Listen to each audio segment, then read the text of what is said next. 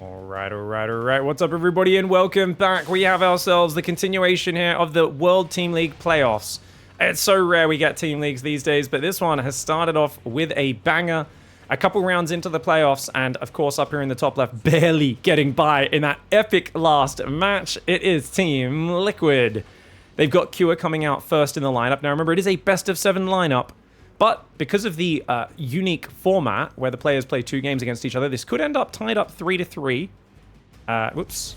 And if it does end up tied up, or 4-4, sorry, they can both hit 4 points. And if that happens, then there's a final deciding map that makes it kind of like a best-of-9. So you can see the scoreboard down there. I'm kind of changing to reflect that. But for now, it is a best-of-7. Down in the bottom right side, we've got Oliveira playing for Dragon Kaisi Gaming. Arguably the weaker player on their lineup. And that's no shade against Oliveira. It's just the fact that Dark and herO are so bloody good. And they've got the other guy. There's another 1 or 2 players whose names I'm forgetting who else plays for DKZ. I believe Q might have been on DKZ for a little while. But I do believe there's another player or 2 that they could field. But it's almost always the same 3 players coming out. Oliveira, herO, Dark. It's a dynamic lineup. They haven't won a WTL or even had that consistent results. But of course, they are capable of beating anyone, you know. Dark, herO, Oliveira, when they're on point, they can do very well. But Cure, he's been looking pretty good so far. Comes in with the 2 Reaper pressure. Does get the SCV building the command center. Good pullback from the grenade, though, by Ollie. And Ollie went for 3 Marines. This is a very safe follow-up, but no reactor going down. He's a little bit focused on the micro right now, and the lack of a reactor definitely could hurt him. SCV finishes the command center. Back to the high ground. Now, keep in mind, this is 2 gas opening, so Q getting an SCV, bit of damage. His command center is still, of course, delayed. But the question is, how quickly can Oliveira get this 3rd gas up? Because normally you'd like to get down there, but he's going to have to wait for this cyclone. Unless he wants to rush a 3rd command center, which it's a decent option. You can see the 3rd gas for Q already almost complete. And that is one of the big advantages you get if you can deny them from mining on that natural expand. Medevac's on the way for Q right now. Can't wait to see what's going to go on here. Of course, Team Liquid's Clem has been the big name that everyone's getting excited over. Q is capable of definitely killing a ton of players.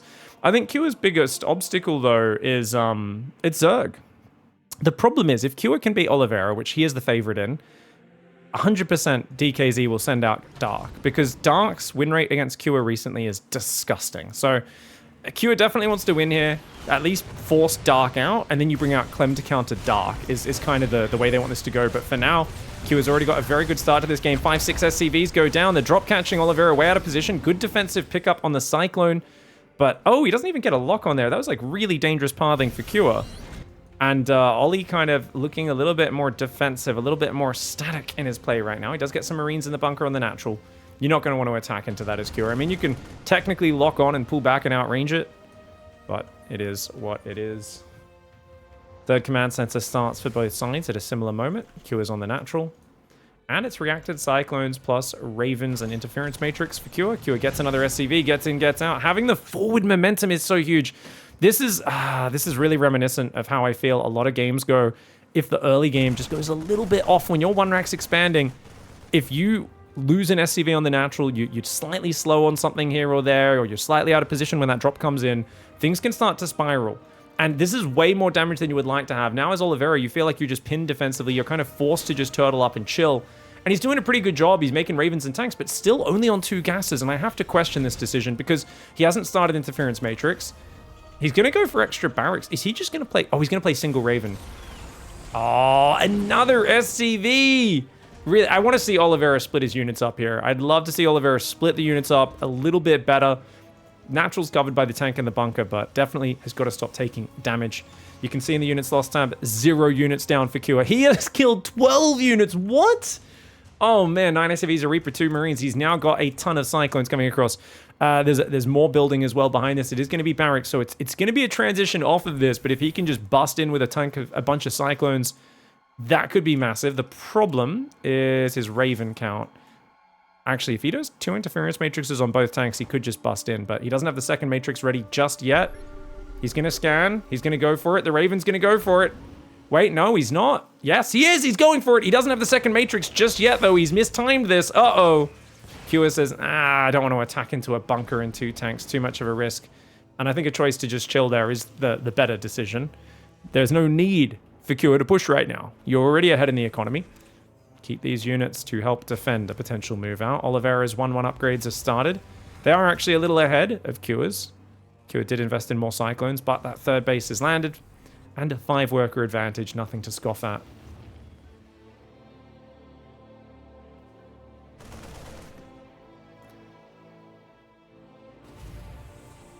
I'm really thinking here, guys. If Oliveira can beat KEWA, that would be massive. Because if you beat KEWA and they bring out like a laser, man, you can throw herO out.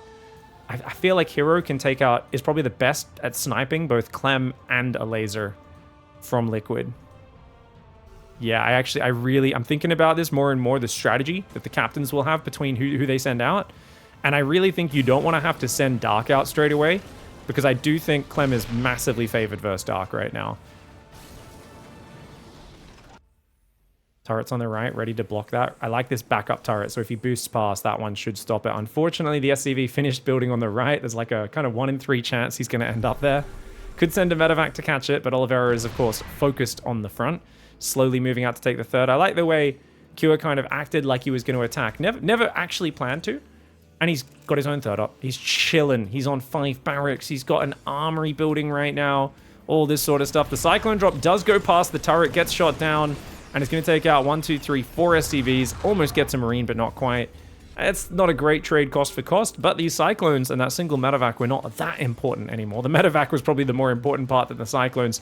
I do wonder if KEWA uses these Cyclones as part of his main army. The problem is they kind of get stuck behind each other and they're not quite as fast as Marines with Stim, especially without the Hurricane Thrusters upgrade. So part of me, I'd be tempted to use them as more of a counterattack force because they're not as good punch to punch. But right now, down 15 Marines, down 3 siege tanks as well. KEWA is in a weak position. On the other hand, he has 2 Ravens versus 1. Remember, there's no Matrix for Oliveira. Oliveira's shields is not done. And there's 4 interference matrices that can remove that tank advantage. KEWA is coming down. Interference matrices do go down pretty early here for KEWA. He gets another one off. Oh my god, this is a big fight. But the Marines are fighting kind of just outnumbered against Oliveira. Even though Oliveira's shields weren't done, neither were KEWA's. Oh my god, this is a really good fight for Oliveira. Is it enough, though? Is it enough? It looks like there might just barely be enough numbers. The siege tank will get a few shots on the SCVs. The Marines will clean it up. At the end of the day, it wasn't a terrible fight for Oliveira, but he's been behind. Remember, this third was mining the whole time. The third is only now up and fully mining for Oliveira. He's going to go for a drop to follow it up. KEWA is going to counterattack as well, though. So Ollie will have to give up that third base, lift it up, run the SCVs while trying to drop on the production.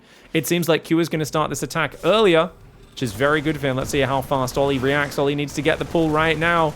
Don't just click there. Oh, you can't defend this. You got to give it up. Yeah, he thought it was just a few Marines. He realizes with the tank sieging up, uh-oh, this is more than that.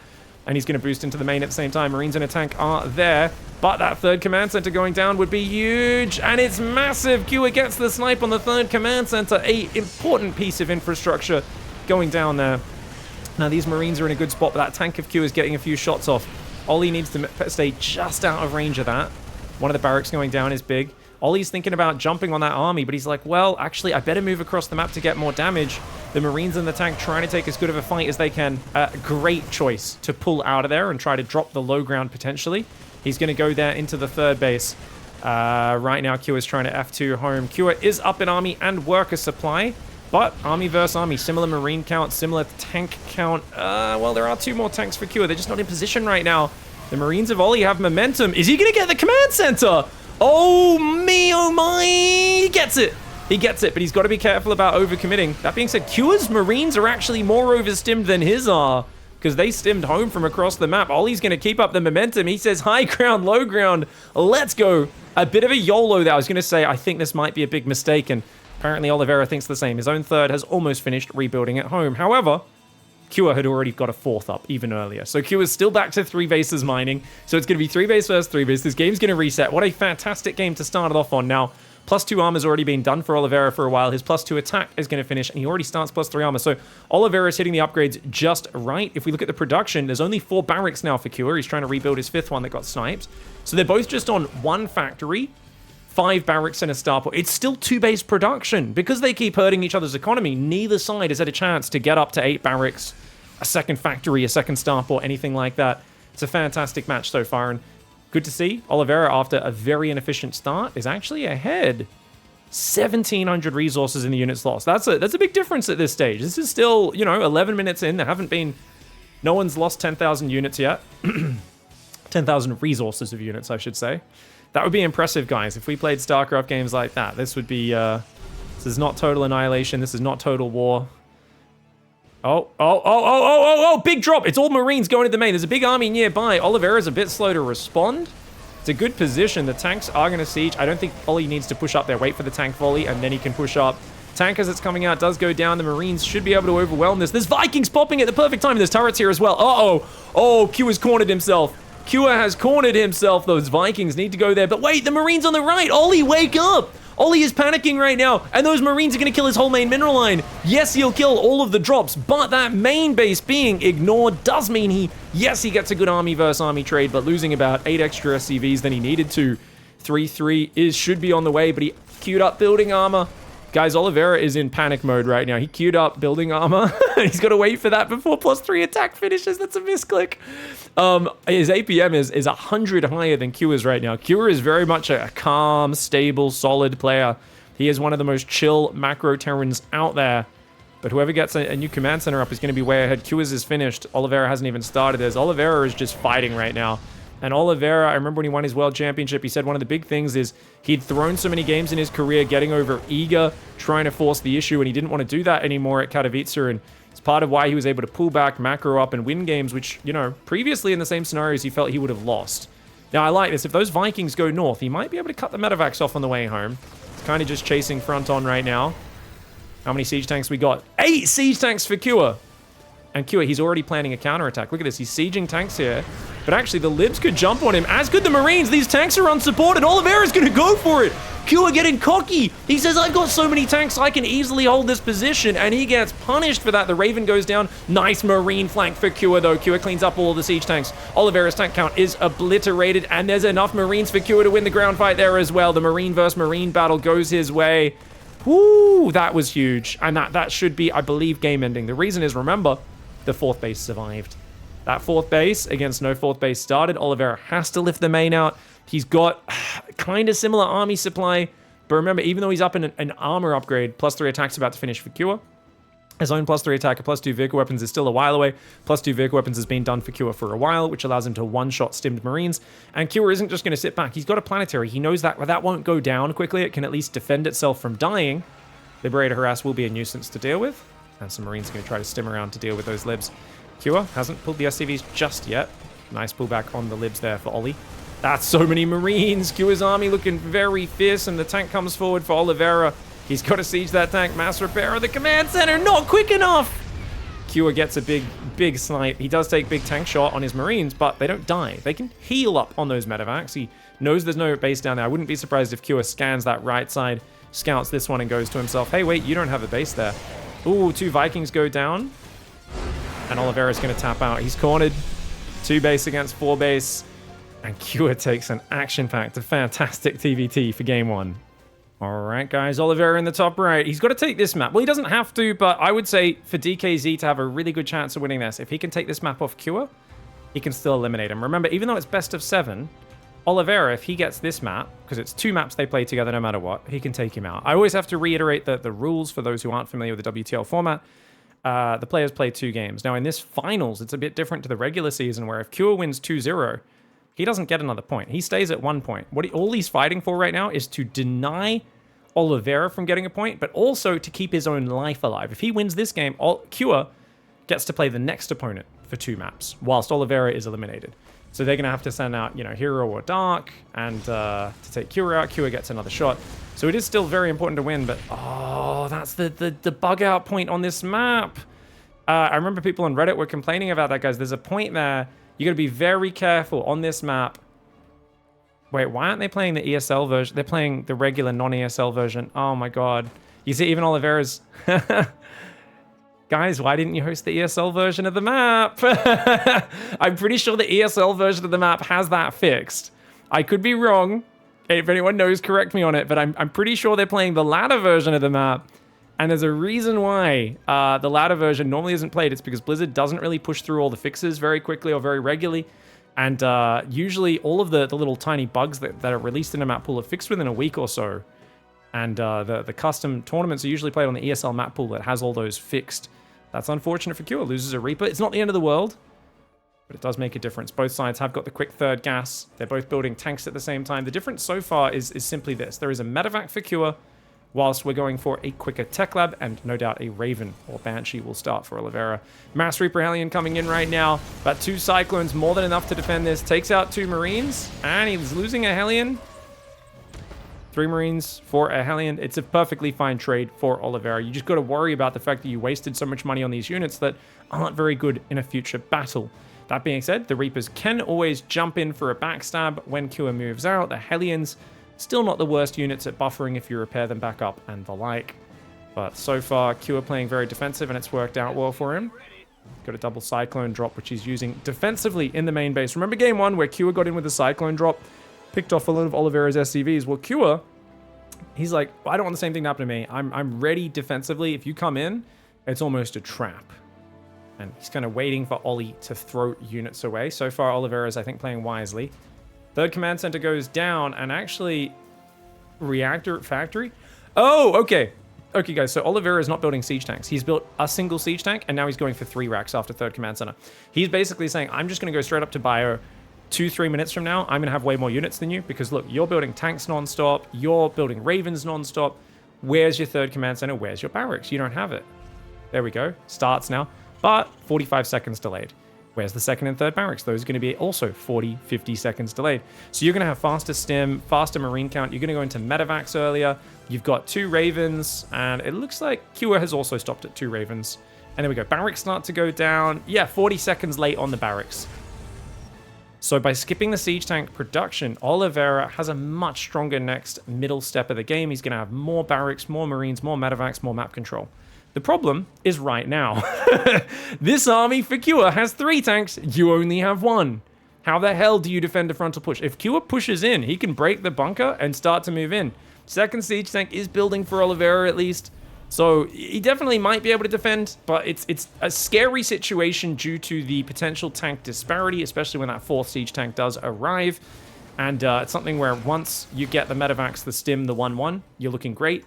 But stim's almost done. 1-1 just started. Medevacs haven't even started yet. He scans, sees the slower third command center and barracks. Oliveira, I bet you he knows that there's an attack probably coming this way. And he's in a good position for it. A lot of his units are in the main base, though. Gonna need to bring those down. He never repaired those Hellions. Those are extra potential tanking hit points he could have used. Siege tanks will take out the bunker. Oh, they've got ramp control there, but he moves too far forward. Oh, a big mistake for Cure. Loses a siege tank, and oh my god, the auto turret. Oh, I love that move for Ollie. He needed just a tickle on that siege tank, so he drops it down, does target it, and actually he gets a lot of damage on the Raven as well. Sells his bunker. Beautiful defense for Oliveira. Big fan of Charles Oliveira from mixed martial arts from the UFC, former lightweight champion. Was inspired by his rise to become the champion, and he did a similar sort of move himself as a player who everyone counted out and became world champion last year. We're coming up on that same tournament repeated this year. I like the distraction from Cure, and he gets a little bit of damage, but at the end of the day, he does lose a bunch of units for not much value. The medevac you can see crashing there and bouncing around between the reactors. Units lost tab looks fantastic for Oliveira. He's lost a few Marines and Hellions, 1 SCV, and 4 siege tanks, 2 Cyclones, a medevac, Marines. He's trying to set up an ambush in the middle of the map. Q is trying to slow down Oliveira's counterattack. He knows he can't actually fight, but he's like, maybe I can scare you back. Thing is, Oliveira has stim, man. His 1-1 and shields are almost here. Oh, goes after the Ravens, does Cure, but that means his tank's exposed. There is a speedy zone here. Now, Oliveira is just going to break these rocks. I don't know if that's a... Yeah, I think it's an okay move. Similar marine count for both sides. Oliveira already lost 1 Raven. It was a really good snipe by Q. Q's doing a good job of just buying time right now. He gets a tank shot. He gets a matrix down as well. Oh, but it was actually a splash damage shot. It must have been hitting a marine or a Hellion and hitting the tank with splash, because he's not able to actually add more damage there. I think Q has done a great job of buying time, though. Look at the marine count. He's ahead on marines right now. His own 1-1 is about to finish. His shields is just 20 seconds away. If he can catch up on shields before the fight happens, that's going to be great. And I think Oliveira might realize, well, forcing a fight here is not a great idea, because Q can reactively anti-armor missile your marines. He can interference matrix you guys.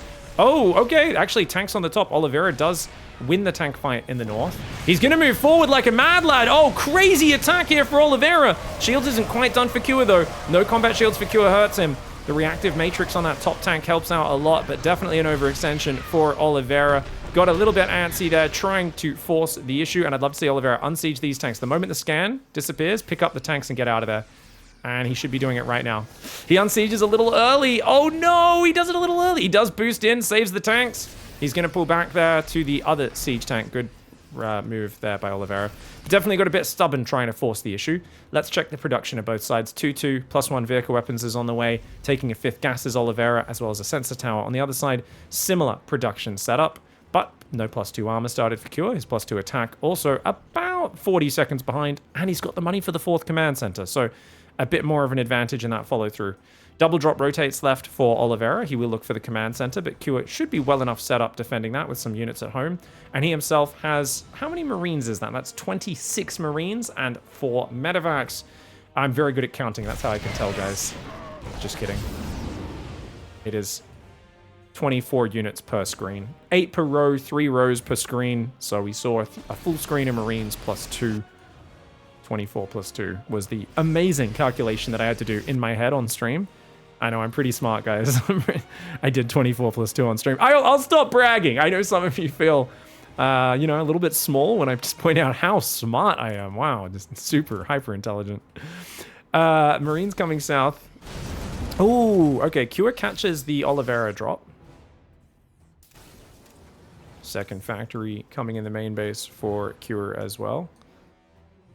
Very similar style. This really just there's no advantages here. The only difference is Oliveira has a Viking count, and there's simply a 1 Raven for Cure. So Cure's got a few more medevacs. Ideally, in this scenario where you're not fighting for Viking control as Cure, you do want to win the Marine fight, and you want to have more Marines than your opponent on the map. So yeah, Oliveira technically has a better position in terms of army count. The weakness he has is that he's a little more defensive on the map, I would argue. But yeah. Here we go, army coming forward. Starport is idle right now for Cure, so he's kind of going, well, 8 medevacs is enough, I don't need more. I'm just going to build Marines, tanks, and I'm not even trying to catch up on the Viking count. If there's a big fight where he kills all the Vikings with Ravens, or with Marines, sorry, I think he might rebuild them, but for right now, oh my god. Oh my god. Oh, no, no, no! Oliveira doesn't realize Q is moving in right now! Oh, and he turns around, which is probably the worst choice. I think he needed to go for the base trade there. Wait, maybe he catches him. Maybe he catches him, but no, his army's stuck around a corner. This is a terrible fight for Oliveira. Wait. Actually, no, his tank volley was great. Somehow his Marines aren't dying. I don't know how this is working out for Oliveira. I'm going to need to rewind this fight for next time. A lot of his Marines took ages to get into the fight, but it meant they kind of spread out. And I got to say, that could have been much worse for Oliveira. That worked out about as well for him as it possibly could. Units lost tab is 2,000 in his favor. So the problem is his units were all getting stuck here, and then his tanks sieged on the corner, which meant his Marines had to go even further around. But he's getting a bit over. He needs to land the Vikings. Oh, a bit slow there for Cure. Cure loses a tank, takes some damage on the Marines. Right now, Cure has more Marines, but very few other units. And Oliveira wants to push right now while he has the advantage, but the Marine production has been fantastic for Cure. He's building 3 more barracks as well. Doubling down on the mass Marine style is he? Oliveira's got some libs coming in as well. He's got his 4th command center on the right, 4th command center on the left here for Cure. Hard to keep up with this pace. Oliveira would like to push now while he's got the advantage. Cure is trying to get... oh man, bad fight for Oliveira. Oliveira just threw away a bunch of Vikings and Marines. All he gets out of this is a single siege tank kill. Almost loses 2 of his tanks in the process as well. Cure's doing really good defense. It doesn't change the numbers though. He's down 8 siege tanks. Being up 20 Marines doesn't make up for that unless you're counterattacking. And the fact that right now Oliveira is able to rally across the map, Cure has to give this base up and he needs to rotate with his Marines and cut off the rally. He cannot fight into a mass tank army front on. He's trying to do that though, and it is not working out. These tank volleys are brutal. Cure doesn't even have enough scans right now. The Liberator's coming in on top. That Liberator could get taken down. It's a bit too far forward. Only getting 2 or 3 siege tank shots on the Marines to punish. But yeah, Cure has to give this base up and go around with his Marines. The longer he stays here, the more he's bleeding out his Marine advantage, which is his only advantage. He's going to stim into the tanks, but there's way too many siege tanks. That's 7, 8 siege tanks, 9 siege tanks on the front line. And he gets his own Liberators out. This is a cute idea, saying, hey, you overextended with your Vikings, you lost them, I can now build 2 Liberators. But definitely a weird one. to see how this goes. 17 workers went down. The Libs will push back the siege tanks. If he can catch them as they're retreating, that would be great, but there are tanks behind, and great micro by Oliveira. 5th command center is on the way, 2nd and 3rd starport. 2 more gases have gone down on the 4th base as well. Oliveira's going to shove the choke point, the mad lad. That is, I mean, there's opportunistic strikes, and then there is the charge of the light brigade. Oliveira apparently is like, hey man, let's charge down a valley in a column into artillery. Let's do it, man. It sounds like a good time. That was not a good position. Oliveira, deep breaths, mate. Deep breaths. If Oliveira does like a lib harass on the top, gets a medevac in the main, you'll notice Cure doesn't have turrets or sensor towers. He's floating his main out as a 5th. Meanwhile, on the other side, we've got turrets and sensor towers covering all the drop angles. Oliveira is much better set up for the long term. He's up 15 workers. He's had 3-3 versus 2-2 for a little while. His +2 vehicle weapons is almost finished, whereas it hasn't started. Cure is very far behind, so Oliveira does not need to force it. He is ahead. But as a player who often plays as the underdog, he does historically have a habit of getting excited when ahead a little bit and not being able to finish it. I mean, Q has the same thing when he's playing Maru, but... Oh, man, those Marines are so damaged. He needs medevacs right now. Those Marines are way too damaged for Q. Viking fight is going to be won by the reinforcements for Oliveira. Oliveira barely wins the Viking fight, gets a good volley on those Marines. Tanks on the north getting a massive volley, and his tanks were so far forward. He was even focus firing the repairing SCVs. 4th base goes down for Q. Q has a new 5th command center in the bottom. It is the main base that lifted down. Siege tanks accidentally misrallied through the middle. Those go down there for Q as well. His hopes are disappearing. He's up a few Marines, but he's at half the tank count and no Vikings. And look at this. Oliveira is coming in from multiple sides. He's taking away any control over this map for Q. Marines come forward, grab a tank, and pull back. Q wisely pulls back just before the siege tanks get him, but look at that. Oliveira is saying, oh, you want to push me, do you? Okay, I'll push in. Q is going to go for the base trade sort of move, but his Marines are already heavily damaged. That tank does go down. Nice move there for Oliveira. With the tank, he should be able to defend. He's going to take out the main base that floated down here. Oliveira is still rallying across the map, though. He's about to find out about this army in the middle. He does take this one out. Over on the left side, it looks like those tanks and Marines doing what they can. Oliveira's got a few tanks, Marines, and SCVs here. Oh, a few big tank shots on these Marines could be massive. Remember, these are +2 vehicle weapon siege tanks, and they're... Oh, that's it. That's it. You defend this attack. That was Kiwa's last-ditch effort. Kiwa needed to do so much. There's even a tank on the high ground with 12 kills. And Oliveira ties it up, gets a point for his own team, and ensures that both of them are eliminated. All right. Well, Team Liquid have said, let's send out Elazer, and I think that's a very, very interesting pick for them. In the top right, we've got Dark. Now, I don't think this is bad for Team Liquid necessarily, but I do think it would have been better if Team Liquid sent out Cure, because I think Elazer has a pretty decent shot of taking down herO. And I think ideally, I really do think if Clem was coming out, you'd send out herO. And if Elazer was coming out, you'd send out Dark. Don't get me wrong, Elazer has taken Dark down many times in his career. They've gone back and forth. They have periods where they have each other's number and just destroy each other. I would guess that Dark is still ahead in the head-to-head, but if anyone can quickly run those numbers for me, let me know. I realize... This is always like... It's always a minute and a half into the cast where I'm just like, I should have checked that before beginning the commentary, but I'm not going to go back now. I can check in between games anyway. Dark's going to go for a 3-hatch gasless build, guys. So he's going to be going... hatchery, spawning pool, and he's already mining these minerals open to take that in-base 3rd. You can wall off the front here. I think you need to put a creep chamber down, but you could wall off with probably like Evo, Roachmore, and Evo chamber. Something like that, or even 3 Evo chambers. Elazer is going for a bit more of a standard hatchery gas spawning pool opening, and he's even pulled off minerals onto gas. So he's going to have to use this drone to finish off his saturation. But I wonder, does Elazer use this for a quick lair? Does he make Ling speed and then pull off gas? Does he skip Ling speed entirely? And also, how does he scout? So look, yeah, so he's sending his second Overlord is already going to check the in-base expansion. So he'll find out at about, I don't know, I'd guess about 2 minutes 40, 2 minutes 35, something like that. The Overlord gets there, and we'll give him knowledge of what Dark's up to. The other way he could scout it, actually, is if his Overlord sees lots of drones on the natural already, then he'll know, oh, you're not mining gas right now. That being said, I mean, he's just finished mining 100 gas and pulling off. So arguably Dark could have finished mining the 100 and then transferred drones down. And actually, he's not checking the saturation. So yeah, Elazer's not going to know about the quick 3rd for a little bit longer. Now, he's also mining out his in-base, so it's not that drastically different an opening. Dark's playing greedier. Elazer has a bit more pressure ability and map control with the Ling speed. Pig wins. Parting coming back. Parting's back, mate. Make sure you guys check out twitch.tv/_parting big boy. Did I get that right? I think I got the URL right. Unfortunately for old fans of his, he has left the Dick Boy clan. He's now on the clan Clown. So it's a different meme. Parting's been playing pretty good. Beat Beyond in a weekly cup. He got destroyed by Clem. I was casting it. I was like, this is going to be good. And unfortunately, Clem did a very fast reactor to Cyclone Pressure. And Parting just left his shield battery 10 seconds too late. Lost his 2 Stalkers and it was game over. The second game was quite good. Parting fell pretty far behind and then almost came back. Despite being really far behind against Clem is rough. So, like, Parting's looking very good. Beating Beyond, almost making a comeback versus Clem, who's scariest player in the world right now. Parting's a very fearsome player. Do not sleep on him. He's been playing bits of other games, I know. You know, he's been talking about how he's really enjoying Stormgate and other RTSs, as well as I'm sure he was still playing StarCraft, even though he couldn't play for money while he was in the military. And he was working as we did a holdout challenge with him. If you guys didn't see that over on my Pig YouTube channel, told us that he was stamping court documents as his job in the military. So he got to stamp documents for 18 months.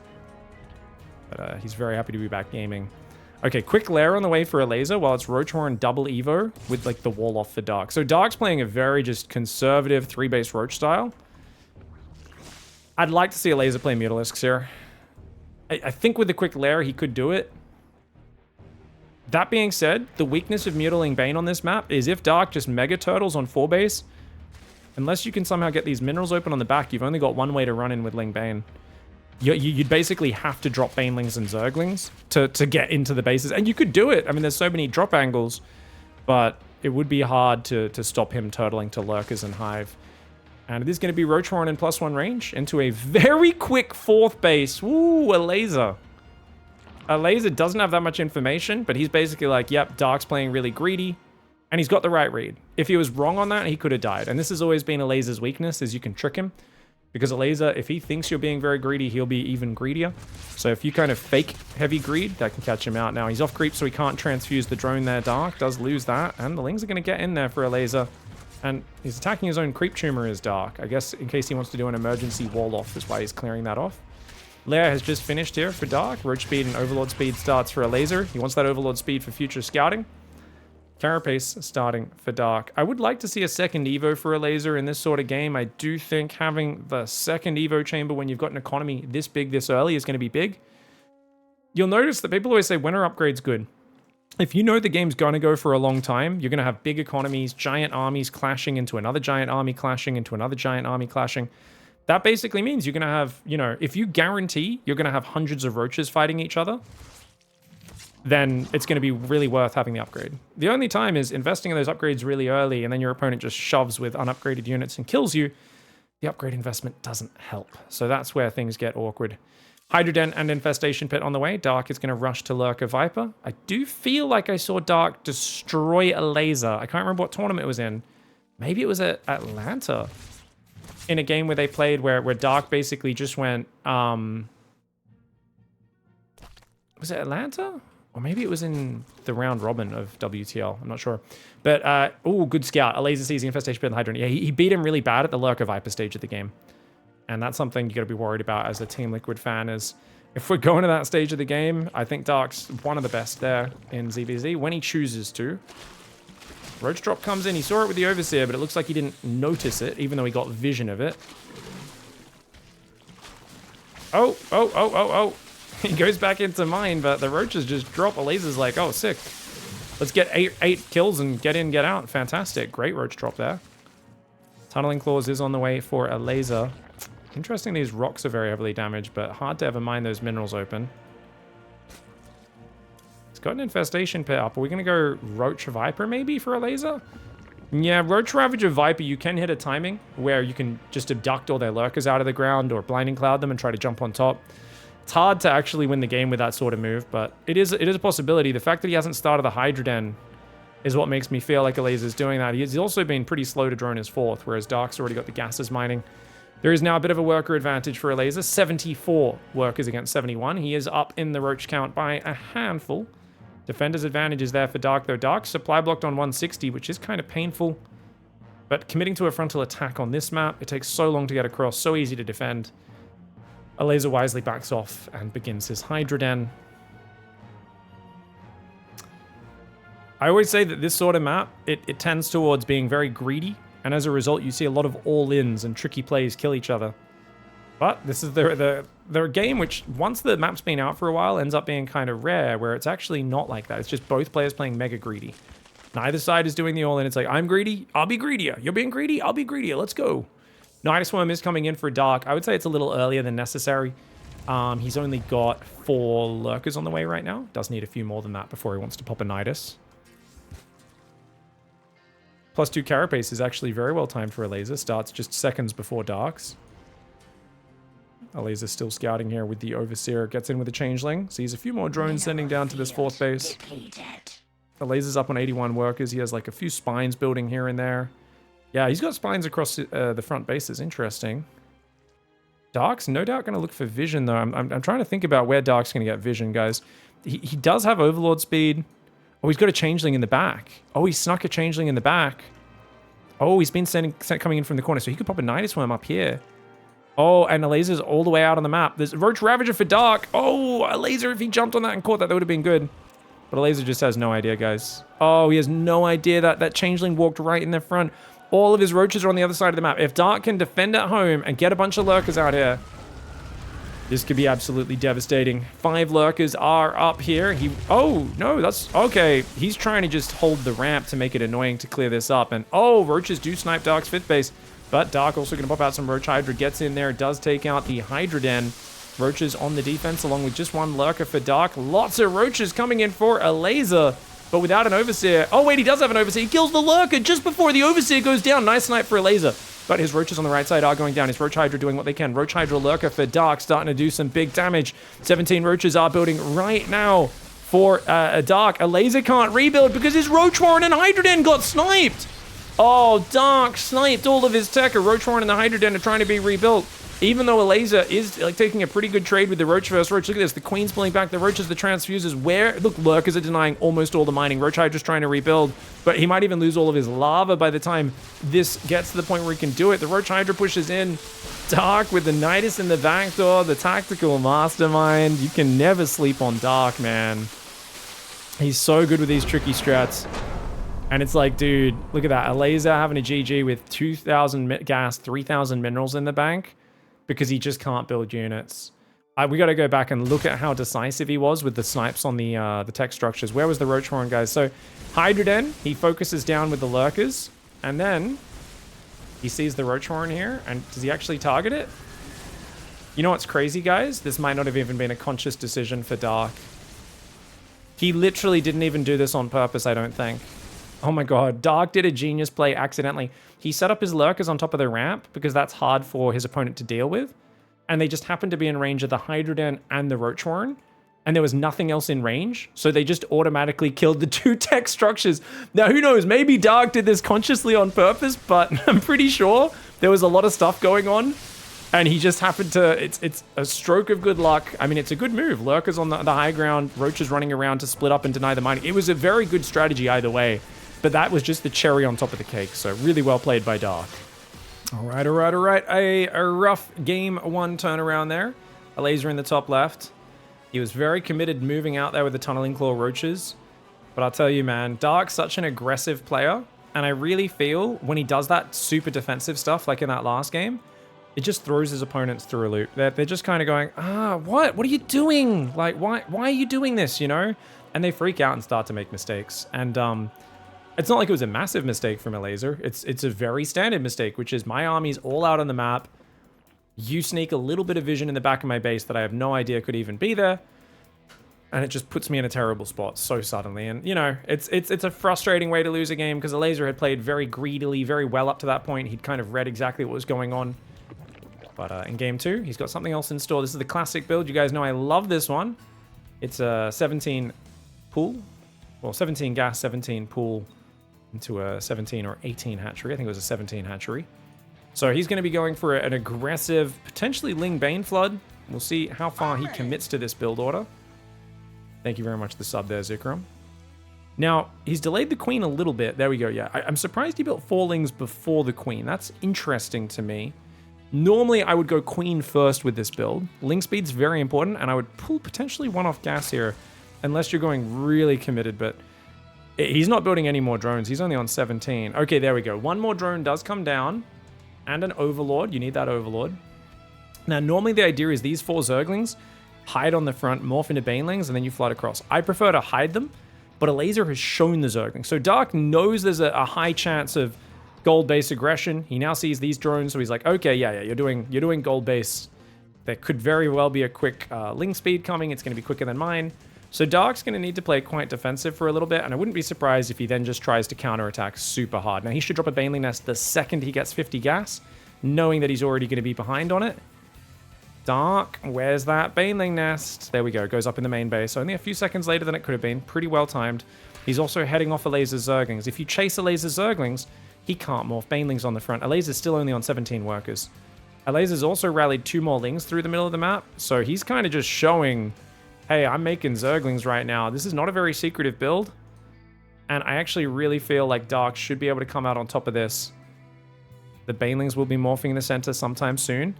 Elazer's got good overlord vision. The further forward you can morph those banelings, the better. 4 banelings morphing. Zerglings are hiding in the main. It's time to show these zerglings. He's got to go. He's got to go now. The zerglings, there we go. Okay, moving out. He's going to group up. He's going to hit about 330 with 4 banelings and 20 zerglings. Baneling Nest is about to finish for Dark. Like I said, every second matters on that Baneling Nest. That's why he needed to make it immediately. As it is, he's going to have to wait a few more seconds for these Banelings to finish morphing. His extra queen comes down to the front. 3rd queen is on the way already. Dark with a good Zergling spread up front. But oh, he does take a bit of a nasty Baneling. But there's only 1 Baneling left right now for Elazer. So Dark actually holds on perfectly. Sends his Lings across the map. They are taking quite a bit of damage. And Dark pulls his Banelings back. His Zerglings go forward. Normally you want to do this. You just want to run your Zerglings around to lure Elazer away. Gives you more time to build up more units at home. And being up 5 workers is a big advantage. Whoa! Sneaky Baneling! He hit a Baneling in the fog. I didn't even realize he'd morphed Banelings on the other side of the map. He gets a massive hit. Kills 11 Zerglings of Elazer. And now Elazer is way behind. Elazer tries to sneak Zerglings inside the main base. Those, I believe, get caught by Dark. Indeed, they do. Baneling gets a few more of Elazer's Zerglings there. Looks like Elazer should be able to deal with those cocoons. But Dark's got more units coming across the map, and he's just going to try and pile on the pressure. It's so hard for Elazer to defend different disparate base locations. Look at this, 2 Zerglings going into the back of the main base there. He's going to hide on the left side and morph Banelings right there. Dark being sneaky. Queen does defend down there at the gold. 26 workers for Elazer, massive income advantage. But can he truly defend that income advantage? That is the big question. It's right now. Do it. Oh, no. The drone's getting boom-boomed. Does lose a lot of lava there to the Banelings. He does hold on for now, but his last Baneling goes down. He's down on Zerglings and Banelings right now as Elazer. His queen is not part of this battle. He takes the fight, but he does get outnumbered, and that fight turns very far in Dark's favor. Baneling is coming south there to try to defend that queen. Extra queen is building. Lots of Zerglings coming in for both sides. But look at that. Dark sets off Elazer's last Baneling. It only gets 3 Zerglings. Oh, nice snipe on the last Baneling of Dark. But what are you going to defend with now? Lings coming out, more queens trying to build, more Banelings trying to morph. Dark is the one in the aggressive stance. He's still got a massive income advantage. It's a massive worker advantage. It's back to that 23 versus 17 count from earlier. And we definitely see something we've seen a lot recently, which is the defensive hatch first player. If they can defend that first wave, it's really hard for the gas pool player to come back against a top tier opponent. Queen, though, is taking out Dark's Overlord. That could be really big if he could supply block him for a bit on 44. Elazer's got a counterattack, though. I think Elazer can't keep focusing on the defense. I think he's got to go counterattack. And he does get a great surround on Dark's Zerglings. Well done by Elazer. But unfortunately, Elazer's worker line is exposed. He's droning right now, realizing no matter what, I'm going to lose workers. Lings in the middle get a good fight for Elazer, but if he chases, he's going to be outnumbered. He's got to be careful. Lings and Baneling go after and take out the last of these drones. Elazer is frantically trying to rebuild his worker count, but he is severely damaged right now, and he has to tap out. Dark gets the 2-0. Now, remember, guys, that does not give him an extra point, but it means Dark keeps his life alive, denies Liquid, and it gives DKZ the lead in the series. All right, guys, we've got Dark in the top left. And of course, he's forced out Clem, the player that has a massive win rate advantage versus Dark. He had about 70, I think it was 75, 73% win rate versus Clem over previous years. Did Dark this year, though? Well, not this year, last year now. We're in 2024. Dark beat Clem only a couple of times. I think it was 6 wins against out of 20 or 21 series. So it was less than half of the series they played that Dark was able to win. Clem has had the better of him, and of course that all culminated in Atlanta in the grand finals where Clem took him down 4-1. And Dark always, you know, he makes the games kind of competitive, but essentially we're at the point where Dark is so good at making games against Clem look competitive, but he just loses because he was too far behind for too long, essentially. That's like the main thing that kind of happens with Dark. I didn't have the best commentary of that finals. I kind of rushed that one out after casting a bunch of other series early that day because the replays dropped, and yeah, got a lot of critical feedback on the commentary. I myself owned up to that. You know, I was way too critical of the players. At the same time, I do think, you know, the analysis was correct. It was just worded in very bad, negative ways, which is essentially Dark's macro was not that great, and he wasn't swarming Clem when he needed to, and he was giving Clem too much time to recover. When Dark had momentum and was ahead, he would let Clem just mass command centers and turtle for far too long. So that was one problem he had in the late game, especially on a Golden Aura game. I think he gave up a massive opportunity to either swarm over him or mine out the forward bases and get ahead. But also in the early game, Clem is just way better at the basic macro. His builds are super clean, whereas Dark's builds are of course, a bit too sloppy. So Dark often finds himself behind without Clem really getting himself ahead. Clem just plays like a solid macro build and then is quite ahead of Dark. Now, don't get me wrong, this opening has been clean for Dark. He's got 2 Overlords in the way. You might say he's supply blocked, but his lava's only just popped out, so it is a supply block on 58, but it's not a massive one because he's already on 46 workers, a decent work account. Roachhorn, 2nd and 3rd gas are on the way. No Ling speed, so he's not planning anything aggressive like going for mass Lings, but he could build, say, 10 Roaches, few Ravagers, go for a pressure. So Viking into a Liberator behind this. Overlord goes down. So far, just 2 Zerglings and an Overlord, not too bad. And of course, the 3rd command center. Very standard opening for Clem. 9 Roaches are building here for Dark. Having the supply block doesn't matter too much if you're planning a 9 Roach pressure. How do you defend this as Clem? Does he build Cyclones? Or does he just use Hellion, Lib, a few Marines, and a bunker to defend is the question. If these Roaches could sneak past, I think they could do big damage, but he's not trying to hide them at all. Dark's just clicking them across the map. Luckily for him, though, Clem's not looking. Clem's being really lazy with his Hellion movement. Actually, wait. Okay, Ravagers morphing at home. Roaches are going to come across. Oh, this could be a big surprise. Clem. Oh, Clem. Oh, no, this is a smaller map. He doesn't even react. He's just walling off. He didn't even notice the Roaches. His Liberator just flew past. Clem. Oh, Clem, you cannot lose to Dark here. If he loses to Dark, that's really bad for their team. Because remember, we've still got herO that can come out as well, not to mention revivals for both sides. Very nice attack here. These Roaches getting great damage. Roach Ravager could also intercept those Hellions quite nicely. SCVs are coming forward. The Ravagers, Roaches doing what they can. The Bile, oh, good dodge by Clem. Clem here just fighting across 2 screens, but he does dodge very well. Ravager fighting quite nicely. 7 SCVs go down. The Ravager doing pretty well. If he keeps biling the Lib, he could potentially take it down, but the Reaper Hellion actually doing pretty well. And that Bile, ooh, double Bile does land on the Lib. Nicely done here, killing a lot of Hellions, 7 SCVs, but it looks like he's not going to be able to kill the Liberator, and that will be defended at the end of the day. So, a successful hold for Clem. Is it, though? Dark's on 70 workers, guys. If Clem can't get over there and do some counter damage, which he doesn't have many Marines or Medivacs, he can't do that. Dark has a good economy. Yes, his upgrades are delayed, his Evos are just finishing, his Lair's not quite done, but 4th base is on the way. He has a fantastic work account. He skipped Ling Speed this whole time. I do think he's going to be able to make a massive Roach army and potentially kill him with a 1-1 Roach timing. Big mistake for Clem. Not moving his Hellion side to side to see the Roaches move out was his first mistake. Second mistake is his Liberator flew past the Roaches, but he didn't notice. So 2 mistakes for Clem. On a smaller map like Oceanborn, if you're not building safety Banshees, then you really need to be very aware of Roaches moving out. You need to catch them earlier. And if he did see them move out and built a bunker, I think he would have been just fine against that.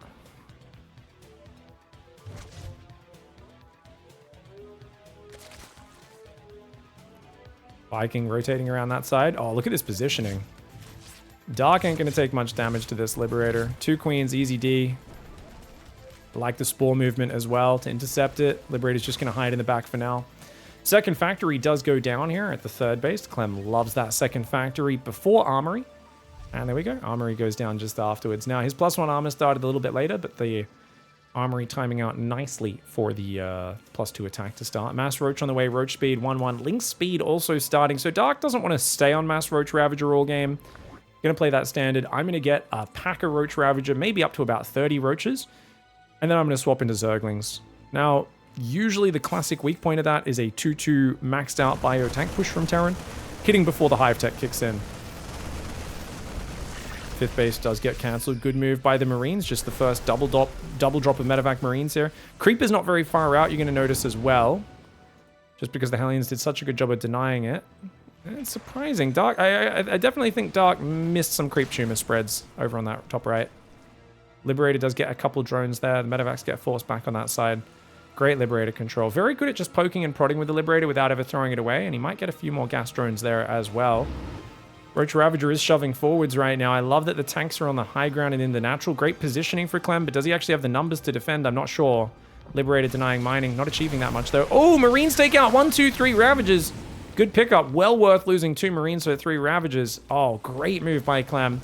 And look at this tank positioning. The tanks in the back are really important. Combat shields 1-1 and mass Marine. This is a bad angle for Dark to be attacking because the tanks are going to do so well. Oh, Clem with an excellent hold. The Widowmine even gets a big shot off. Oh, Dark just walks into the meat grinder and gets annihilated. Absolutely crushed his army. He doesn't take out a single tank. Now, if he can get rid of the factory, that's something. At least there's not enough Marines.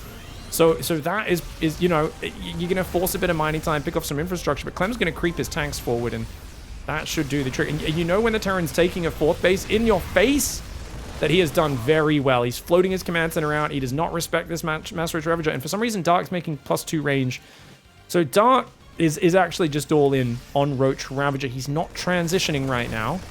And with how the first fight went, there's no way he can get damage. I don't mind him being out here pressuring, looking to make mistakes, or force Clem to make mistakes, I mean. But oh, he's going to try and surround. Actually, only 1 tank over here. Bit of a mistake for Clem. That being said, the Marine micro is so good. 2-to-1 units loss ratio is fantastic. The command center is just going to have to lift off for a moment. Clem needs to start moving almost all of his tanks over to this position, I would imagine. Another tank on the high ground. The Marine's doing well. Liberator up the top. Oh, he's taking out the Queens. Uh-oh. Oh, damn. Can a Spore Crawler not reach that? Man, this map is so good for Liberator harass. It's actually very annoying. Oh, nice Biles.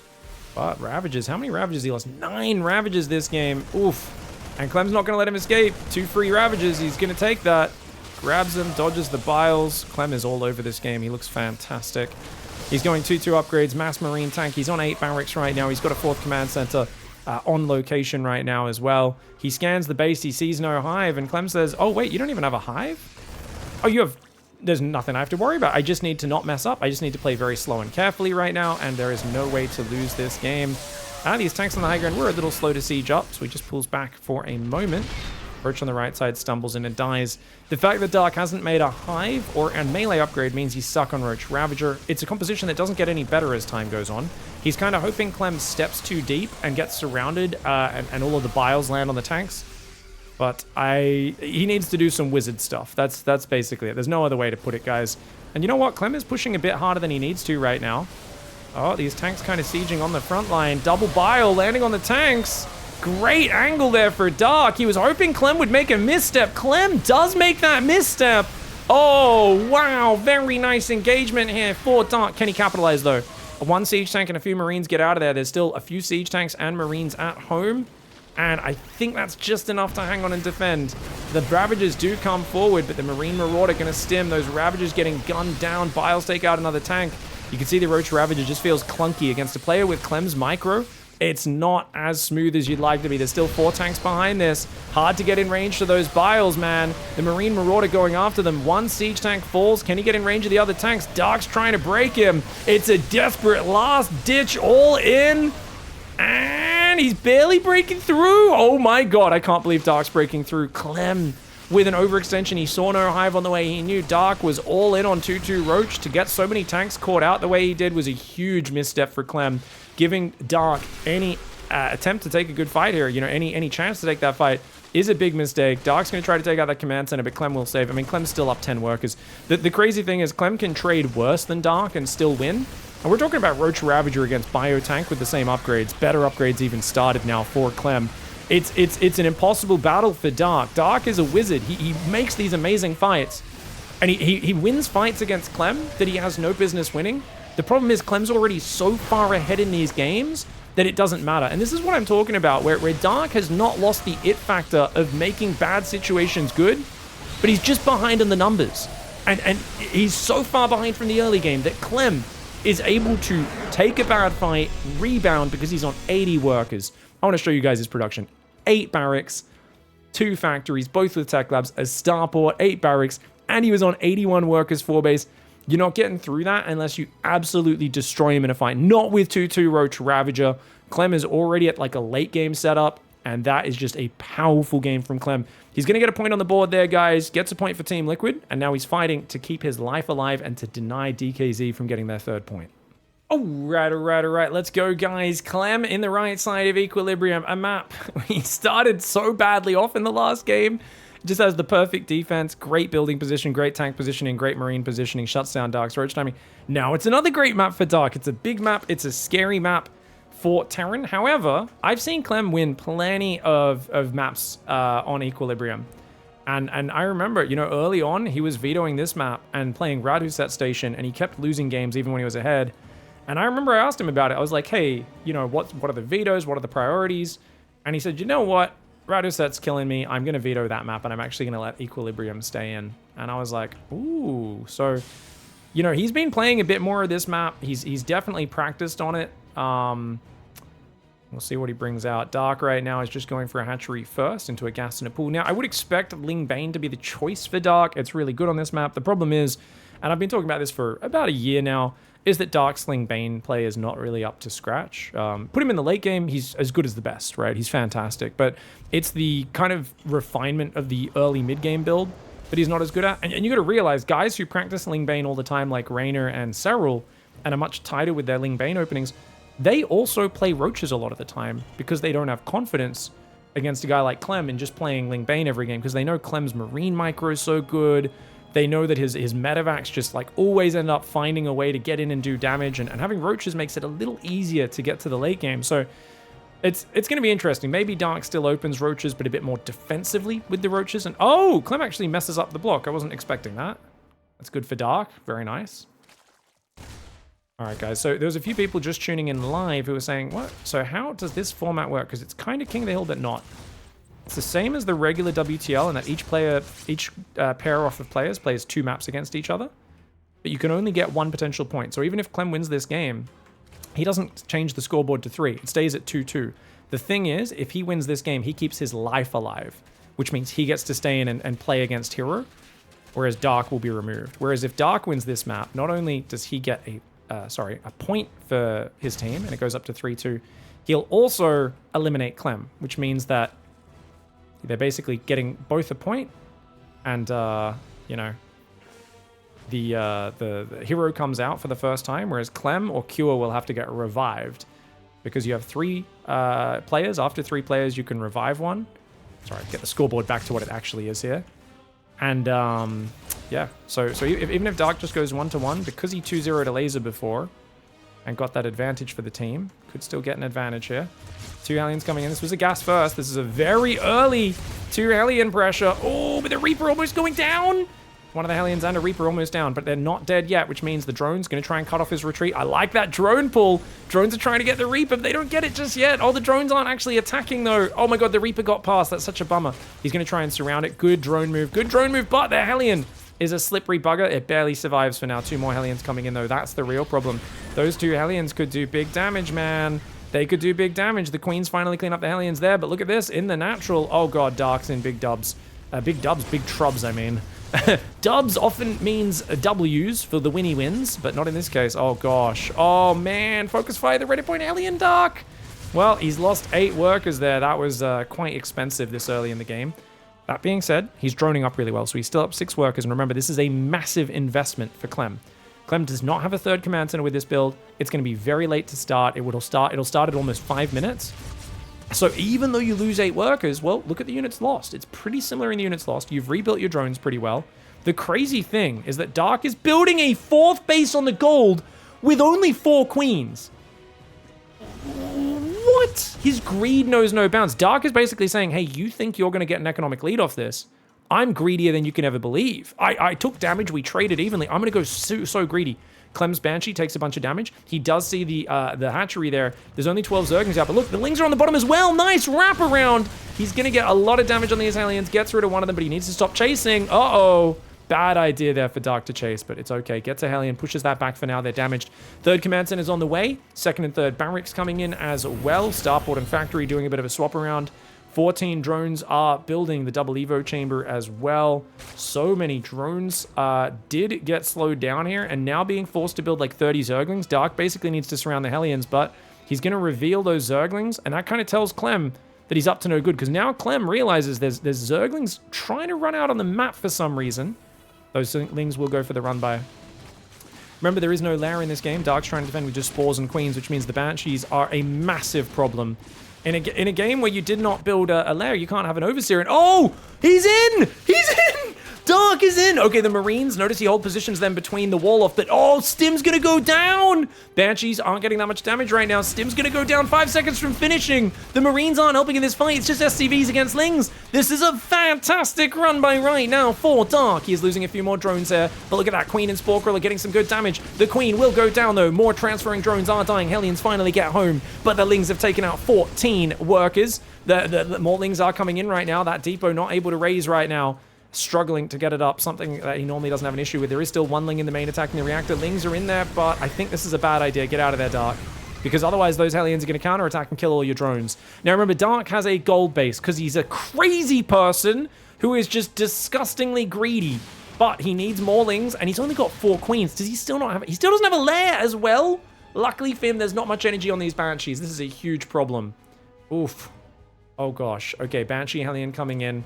This is a problem right now for Dark. The Queens aren't there. Run those drones away, mate. Run those drones away. But the Banshees are like 1 hit from death. 61 workers, 22 Zerglings. It's a massive income advantage for Dark. Clem desperately needs to slow him down. Now, Clem has not found the money to start medevacs. It's desperate that he does that. However, he's gone Stim and Shields. He's got 2 tech labs. So he doesn't have money for medevacs right now. Oh, I don't know why these Zerglings are trickling in. Some sloppy little mistakes for Dark right now. He's going for a wraparound. That's why. That's why he says, I'm done with dealing with this pressure, mate. Oh, Dark's playing like an NA player right now. Dark is honestly playing like a 5300 Zerg, but executed like a 6.5k player. I love it. This is beautiful play by Dark. It's such a weird situation. It goes back to how Dark used to beat Clem in the old days. But Clem, double Liberator, a cute way of putting on counter pressure. This is a way you can leverage your insane mechanics as Clem. Clem, one of the fastest, crispest players in the world. And look at that. Good move by Dark, though. Yeah, he might lose a queen or two. Worth it, I think, to kill a Liberator. But wait, not losing 2 queens. So he's only got 4 queens left. The Liberator re-sieging. Dark's taking big damage. And he needs to stop attacking with Lings. He needs to chill. He's on 1-1. He's thinking about engaging. Yeah, there's no Stim. Oh, these are unupgraded Marines. But his 1-1's not quite done. He's got melee, but not carapace. Dark. Oh, no. Dark. Dark.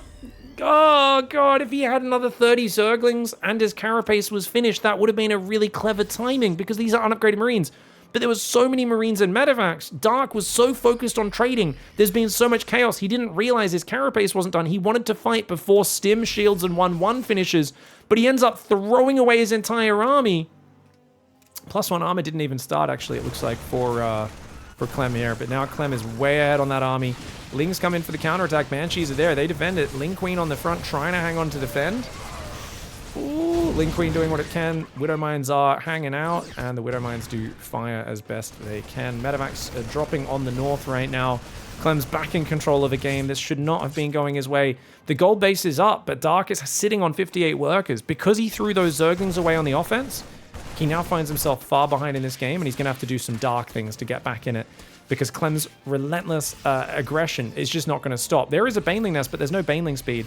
If there was a few Infestors coming out, I think this could work for Dark, but I don't know if he's going to have the money to really afford a Baneling defense. You know, 60 drones sounds like a lot when you're at 7 minutes, 6 minutes. At this stage, you're up against a Terran building a 4th command center. Now, that's not a great drop there for Clem. He's trying to get the big Widow Mine shot. Gets 6 Zerglings, not too bad. 4th command center is halfway done. +2 weapons, +1 armor on the way on the engineering bay. No second factory just yet. Clem is going to... Oh, no, yes, there it is. Sorry, he's going double Widow Mine production now, plus drilling cores. Marines and Widowmine still looking for good angles. And oh, man! Big Widowmine. First one hits on 14 units. And dude, what a position. I do like the Queens on the high ground, though.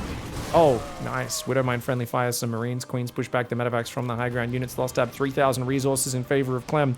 This is, I really feel that double Liberator is actually what forced Dark to feel the pressure and make the bad mistake that he made.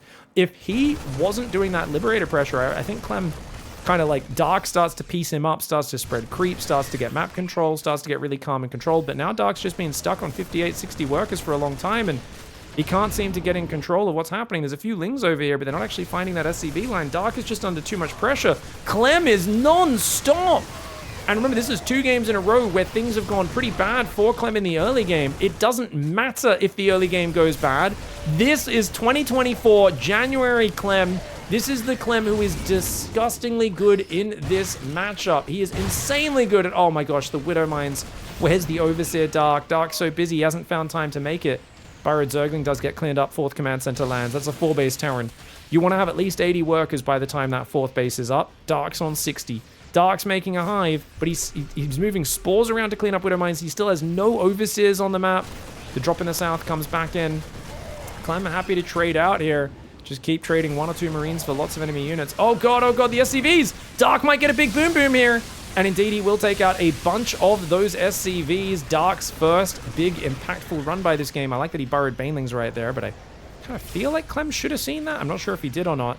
That's cute with the Widow Mine. If they unburrow, the Widow Mine will fire on them. Because it takes a little bit to unburrow. Oh, Zerglings were burrowed in the mineral line as well, apparently.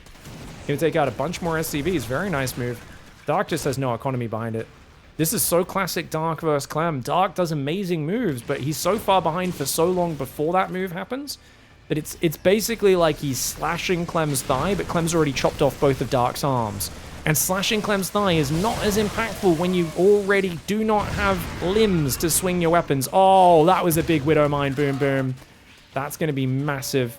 Up 50 supply. Widow Mine drop comes in on the gold base. Kills 9 workers there. 2 Widow Mines on this base as well. The hive finishes, but more and more workers going down.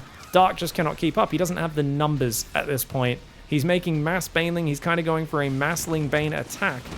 I think back in the old days, Dark was the first player to figure out Clem is so good at attacking, so you've just got to, he's not as good at defending, so you've just got to attack constantly to take him out. But this here is not a surprise attack. It's a desperate attack. It is a, this is all I've got attack. And whilst he will clear out the mineral line, his own economy has been butchered behind it. The Marines don't get hit at all. Only 9 SCVs went down as well. I thought he'd kill more than that. Dark still trails in the work account massively. His income is a little higher at this exact moment, but as a gold base floats out, as Clem continues to produce, Clem is dancing with him, and he's got units covering pretty much every side. The gold base could be denied temporarily, but I have to wonder if he's really going to kill anything, as that command center can just lift up. More Widow Mines in the north. The bio could join up with that and keep attacking this frontal expansion. Dark does not have any hive tech on the way, and why would he? He's out of gas. He's got very little money. He's stuck on 60 workers trying to rebuild. The Widow Mine spread through the center. Going to scare off Dark momentarily. Dark's frontal expansion will get taken down. It feels like a losing battle here. Dark casting around for any way to get back into this game, but Clem, his pace is too high.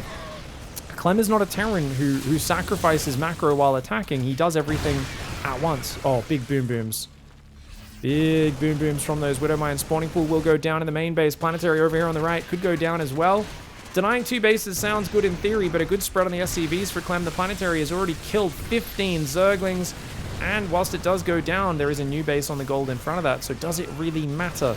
Spawning pool has fallen. There is no way to build Zerglings right now. Dark is down in the dumps, and he can't keep up pace.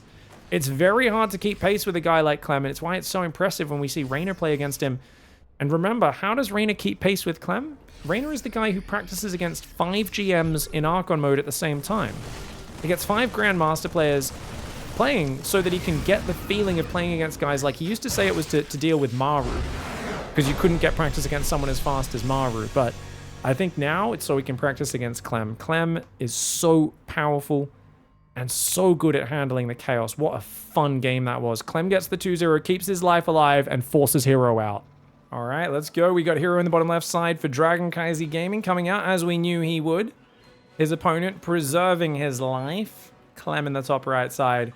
Clem's got to be the favorite in this sort of match. Interestingly, herO was looking for proxies on the left side of the map. You can see he's kind of gone around that left side, hoping to catch Clem doing something naughty.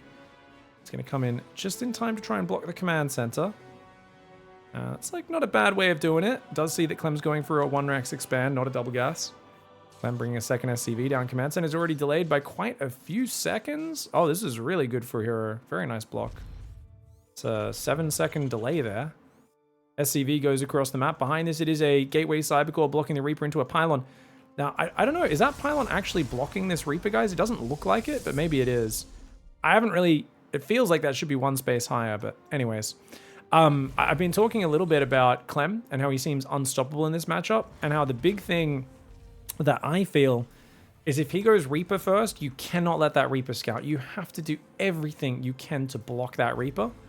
And the reason is he'll scout everything otherwise. That being said, no Reaper this game. It's a Marine into a very quick factory and reactor. Sometimes Clem goes Cyclone, sometimes Hellion, sometimes Widow Mines off this. Now herO is hiding a probe on the map. He's got an Adept out. He's going to be sending that one forwards, and a Sentry behind it. Now, if it's 2 Cyclones, Adept and Sentry are some of the worst units for fighting against that. Okay, it's going to be 2 Hellions to start. No proxy starport, though, because there's no SCV on the map. Second gas is now finished mining. Starport does build at home. Adept sees the bunker. He's going to shade it forwards, and upon seeing the reactor on the factory, we should see a cancel and a I'm going to get the heck out of here right now. If you want, you can hang around and try to throw a shade here to see what pops out of the factory, but he's usually going to hide that. And a Stalker on the way, as well as a second and third gateway. Wait, what? Guys, what the hell? Second and third gateway with no proxy. herO, what are we doing? What the hell are you doing right now? He's going to build a pylon. Okay, so he's doing a proxy 3-gate, but it's no gateway proxy. Interesting. He's chronoing warp gate, but his gateways are not in time to actually capitalize off of that. He is probing pretty well. Okay, this is a... I mean, Reactor Hellion is really bad against, like, Stalker pressure, right? If you build Cyclones, he'll be quite good.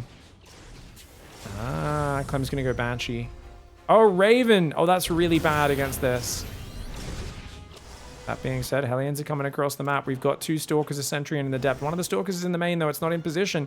Units are very clumped up right now. Sentry will go down pretty quickly. Probes trying to pull here. Hellions have enough to one-shot the probes. Very well done here by Clem. 4 workers do go down. He's not going to get any more, I don't think, as good focus fire there by herO takes those down. Now, herO is going to warp in his next Stalkers over here. He's going to do an 8-Stalker counterattack. Now, there's no Twilight, there's no Robo. It is just unupgraded gateway units into a counter pressure and a third base. Where's that Stalker warp in, mate? He's just going to build a Nexus. He's not going to try for it. I thought that would have been a game-winning move. Because the thing is, he doesn't know about it. He's only finding out about it now. Clem has no units to defend, but I guess he would have had a bunker and a tank. Just might have barely been in time. This might be the better play. And Clem now seeing that, he's pulling back. He's like, yeah, this might be DTs. Let's send that Raven home. And he's going for a 2 Raven opening. Super fast third into Forge Twilight. herO would likely play Storm Drop from here. Would it be a great way to do it? He could just play Mass Zealot, I guess. But look at that. Clem building a second bunker. He's paranoid because herO is a cheeser. And yet herO seems to have him tricked. The forward pylon just to fake him out into another pylon further behind that. Cute moves. Robo is on the way right now for herO. Shield battery building on each base. Now that's... I don't really think shield battery makes any sense in this game. No, it does. It does. 5 Stalkers, 3 Sentries. Sorry. He actually has a few more Stalkers and Sentries than I realized. So the reasoning is shield batteries really need ranged units to take most effect with them. Charge lots don't work very well with them because they're going to charge out of range of the battery to be effective against the long-range Terran units. But seeing a second bunker, I definitely think we want to see a focus on that economy for herO. He's going up to a proxy gate as well. So it looks like an 8-gate charge star with a pack of Stalker Sentry to start you off. No blink or anything like that. He's just got a few Stalkers down the bottom and that's all. Hellion comes in, sees no Nexus. And that's a problem for Clem because now he's even more like, oh god, I think I might be getting 2-based. I've really got to keep turtling here. Little does he know there's a fully saturated third base, or soon to be fully saturated third base up for herO. One Raven will go to harass and get some information. Stim and shields, both getting close to finished. +1 weapons about a minute away. Are we going to see Clem go for a third command center? Looks like it. I think he's just waiting for 400 minerals in that main base. Nice. Probe sees the Raven coming. There are 2 Stalkers in position. They should be able to easily deflect that Raven unless it wants to take a lot of damage on the way past. herO, though, reacting a little slow here. And there we go. Does stop it from getting down. No extra gases and no 4th base right now. So herO is kind of all in on Zealot, Immortal. It's an army that can do very well, but I always worry about it. Oh, look at that, guys. He goes for a Widowmine drop, sees this other gateway. So if he can get this pylon, then kill that other gateway as well, that's going to be great for him, but it's a little cautious right now. Zealot drop coming into the main. Could be effective. There is a tank in the main and a full bunker in the natural, but not many units here. Get on top of that siege tank would be the play. He might try to warp in on it, but no, Marines are coming. And 6 SCVs, pick up and get out of there. Nice move for herO to start.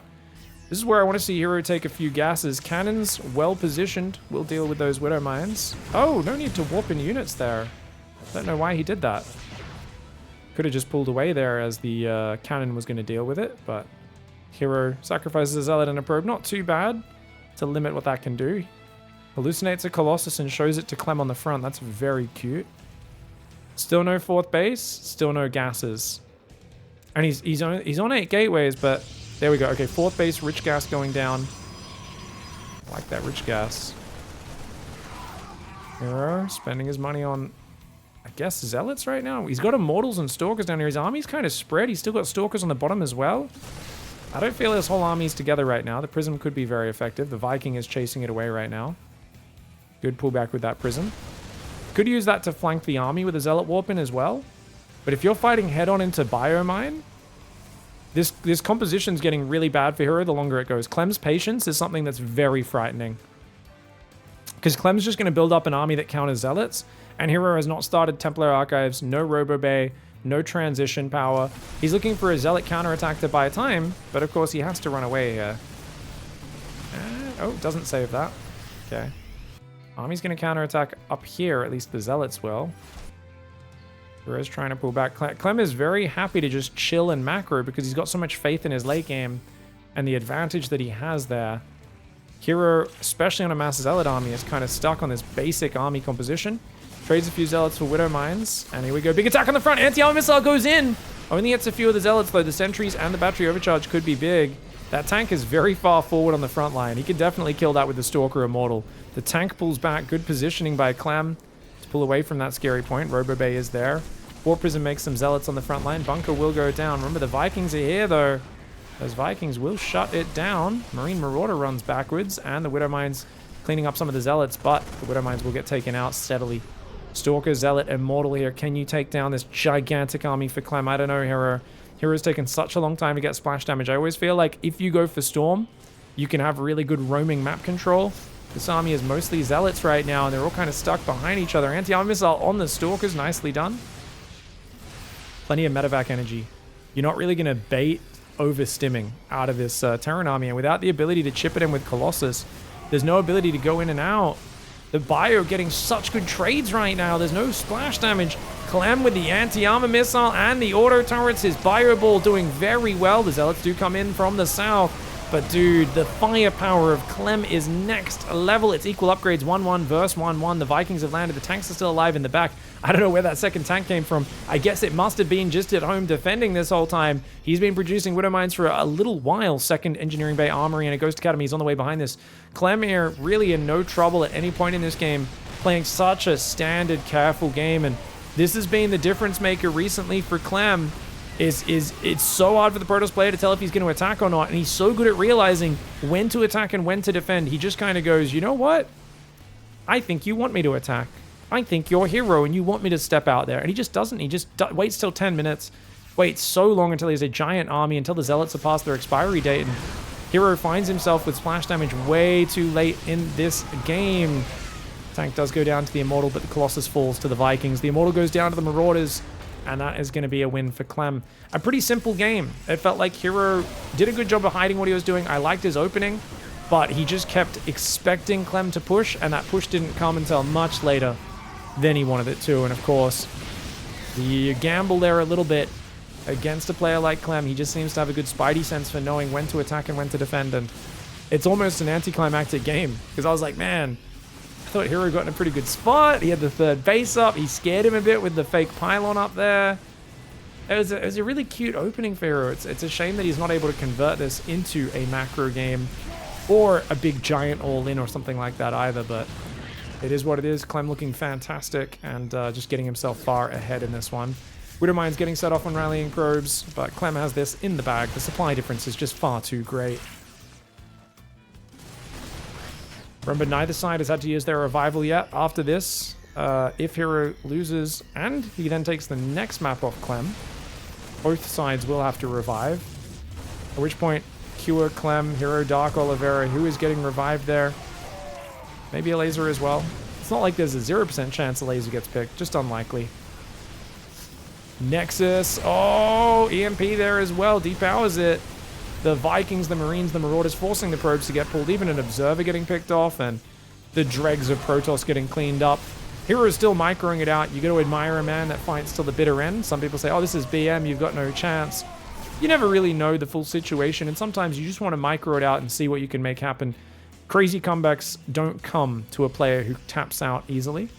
If you're just in the habit of fighting hard and doing everything you can and should do in a situation, that's where you build the experience you need in order to make those crazy comebacks. And remember, crazy comebacks are, it's an element of you doing that every single time you're behind and your opponent's occasionally making mistakes. And when you play perfectly from behind, they make a few mistakes from ahead. That's when those epic comebacks happen. They don't happen in a void. Great fights for Clem though. He's got the units. He just keeps trading with superior numbers. Units lost his 5,000 resources in his favor. 5,000. He's got a fourth base up behind this. 2-2's about to finish. Ghost Academy's on the way. It's actually been a 2-1 upgrade advantage for herO for a little while, but that's about to reverse. Widowmine's landing on Stalkers. Colossus going down to Vikings, and a few Zealots and Stalkers. No match for the Marine Marauder of Clem. He's so good at spreading against the Colossi, clumping up and stutter stepping against the bio, and absolutely destroying. GG, well played. All right, we got Clem in the top left side now of Oceanborn. It's a better map for Clem, and it's a real bummer that herO wasn't able to make anything happen with that great opening he did in the last game. I really think staying on a Zealot Immortal Sentry army, to me, I think it's one of the worst ways you can play against Clem, and don't get me wrong, he could have transitioned off it and made it look great. I'm not saying... I guess, how do I voice this, though? It's not that herO did a bad strategy. It's just obviously, like I already explained, like he just stayed too long without transitioning. It happens. And Clem didn't fall into the trap of moving out too early. What I find, though, is in general, that sort of army, Clem never overcommits with his attacks. And that's the problem, is you kind of want to split his army with force fields and jump on him. But he never lets you use your sentries, right? Like that army is so good at stopping a Terran that overcommits. And going for the eBay block, but herO was looking for it, so he's going to shut this down pretty well. Only get a couple hundred hit points on that. Probe needs to follow the SCV to intercept it. Pull this probe, let's go. Good movement for herO, really good micro. Cybercore goes down. Yeah, it's a little late on the Cybercore, could have been slightly early, but that's okay. Nexus is up. And we've got the factory building behind this. Marine and a factory into a second depot. This is looking like a good opening for herO once again. So, yeah, as I said, I feel like the Sentry Immortal is very good for holding the line. The problem is that if you're going to go Sentry Immortal, you can't stay on low gas and no splash damage. You need to use that to get to splash damage. If you do that with Mass Zealot, I don't like it. I like Sentry Immortal with some Zealots to get you further in the game. Use that Warp Prism counterattack. I almost feel like you should do it off 6 gates rather than 8 gates. I guess, of course, the fear is, well, if they commit really hard to a push, I'm going to feel pretty bad only having 6 gates of Zealots warping in. But I think if you keep building Immortals, you get up 3 or 4 sentries with them, you can still hold. Because Immortals are very tanky, very expensive, very good versus Marauders. But like I said, either way, I think the end goal with that style has to be focusing on getting to Storm or Colossus, one or the other. And I would love to see some Psystorm mixed in against Clem. Especially against the double Raven in that last game. Oh, being able to just feed back those Ravens and then just storm the army would be massive. Now, we've got a Stargate on the natural. You might wonder why he's building that. That's because if the Reaper jumps on the high ground, it can see anything on this pylon. So herO builds it on the natural to hide it a little bit. I like that choice. Oh, he's dead with the Adept, though. I don't think he gets out of here. He's going to try. Oh, the Cyclone gets blocked by the Marines. Nice. Okay, that's pretty good for him. Second Cyclone and more Marines are on the way, and he's only building Adepts. Oh.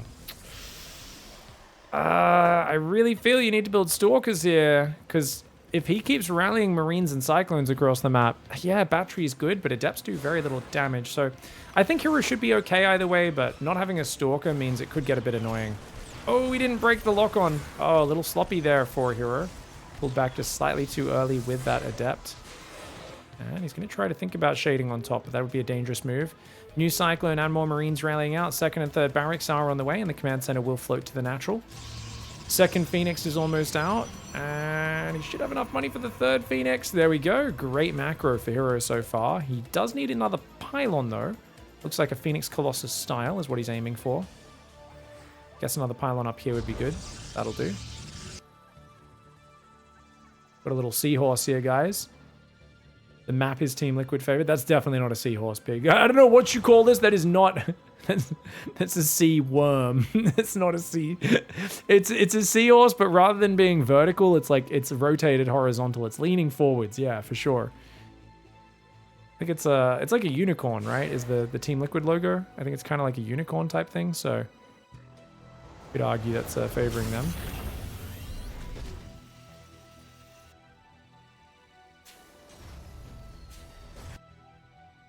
Phoenix Adept coming forward. Oh, it's going to be a 5 Adept Phoenix pressure. I think there's enough Marines to survive. I don't think committing here will work in this game. I think Clem's very safe against this.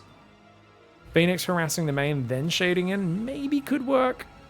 But look, the Cyclone's close enough. You can't kill the Cyclone, so... Yeah, you can kill 1 or 2 SCVs, but look, mass repair, and you can't kill it. That's so annoying. The Adepts do go in here. Gonna take out a few SCVs on the way out. Oh, weird positioning with the Adepts, the way he went behind the minerals. I didn't even realize you could slide there. 2 SCVs go down, grabs himself a Marine on the way out. Does lose 2 Adepts though, but he got a bit of mining time as well. Marine comes in, gets killed there. He's got an Immortal on the way. RoboBay has just started past 5 minutes, so... herO not going super fast Colossus. And there is a 2 Cyclone Marine Marauder push coming. Stim Shields is on the way. Medevacs are just starting. And the Phoenix are going to come in. And a free Marauder kill. Very juicy, but that also tells you there's an army on the map. Got to think about recalling. Can kill a few more Marines, maybe some SCVs. Maybe catch the Medevacs as well. Can he defend at home? 2 Sentries and Immortal, 3 Adepts. It's not a lot of damage up when he's supply blocked right now. He's building 2 pylons, but he's going to lose one. He needs to build 2 more pylons right now. His third base starts. Oh, he starts it up north. Interesting. So Clem thinks he's denying the third, but herO just keeps taking third bases in the odd location to surprise Clem. Great move. That is 7 Phoenix. 8th one is on the way as well. Second Immortal is about to come out. Colossus has been queued up behind this. Is there supply for it? Yes, there is. Range is on the way. And the Phoenix flying past. Going to find a few more Marines and Marauders if they want it. Oh, Medevacs! But herO is not choosing to go for it. He's just going to go sit over the production. Okay. Doesn't really get any pickoffs. That's kind of a bummer for him. But, oh, no, never mind. 3-4 Marines coming out of the barracks. Always worth. Yeah. Great micro for herO so far. Units lost tab is in favor of herO. Unfortunately, his work account's very low. 48 against 49. This is a problem we find in a lot of games against Clem is... The Protoss, when they trade well, they end up on even workers, which is rough. Because the Terran third command center is starting, which means by the time you saturate your third, he's going to have his landed. He's only going to be a few workers behind, and with the advantage of mules, that's a very big advantage for Terran. Shield battery in the main with a few Stalkers there. Not a bad choice. Don't want to spend too much gas on Stalkers, as you do need the Colossi more than anything, but Phoenix here looking for an angle. There are 2 Widow Mines hidden behind the starport. herO wise to not dive into that production. Third command center is halfway done. 4th and 5th barracks going up in the natural. He's going to go forward with a double drop here to join up with his army on the front. herO's doing a good job of creating space for himself. Pylons out there. He's got 1 Phoenix on the defense as well in case a drop slides past. Problem is he's just going to F2 it to the front because he's herO. Yeah. Yeah, there we go. All of his Phoenix are coming back together now. 2 Colossi are out. Extended Thermal Lance is finished for them as well. Twilight, 2 more gateways are on the way. So hero's transitioning onwards. He is on 63 probes against 55 workers. I said his third. By the time it's saturated, Terran would have his down. But Terran third is only now lifting off, so it's a decent enough position for hero. But now he's in this weird holding pattern we get into, where if you know you're safe, you want to start a 4th base now, start a 2nd forge, maybe a 2nd robo after getting up to 8 gateways. But how do you know you're safe? Because Clem's outside your base, and it's hard to force him to fight you. Colossus Beam's not doing that much damage. Does take out a Widowmine on that side. We've got Nate Marine drop trying to sneak around the top. Widowmine does get taken out before it can burrow. Next Widowmine gets taken out as well. This is great fights here for hero right now. Widowmine does file though. Oh, it took out the Observer, guys. He got the Observer with the splash. Big mistake there for hero losing that one. Costs him his detection. Phoenix can take out that drop. That's not enough Marines. You need a double drop if you want to be able to fight these Phoenix. Can he snipe a Phoenix? He gets one. One Phoenix goes down, and the rest of them will die. Oh no! Colossus in the open! Oh, hero with that sloppy unit control he's famous for. Does have a Colossus just out in the middle of nowhere. How's he rallying right now, guys? He's rallying to his army. You want to shift click that rally point generally as well. So if one unit dies, it rallies to the next unit. You can tell he's just clicked it on the Colossus. Charge and +1 on the way. Templar Archives, 2 more gateways coming in right now. Remember, guys, if hero doesn't take out Clem here, it's going to be a nasty problem bringing out your final revive player and having to beat Clem plus potentially Clem a 2nd time or Cure a 2nd time. It's going to be really tough.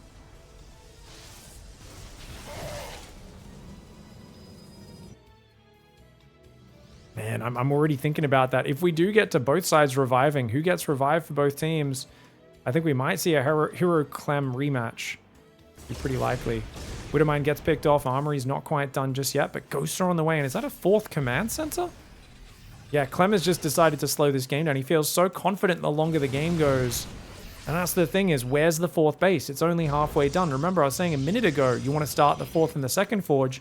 But because of the pressure Clem exerted, only now are we up to 8 gateways, a 4th nexus.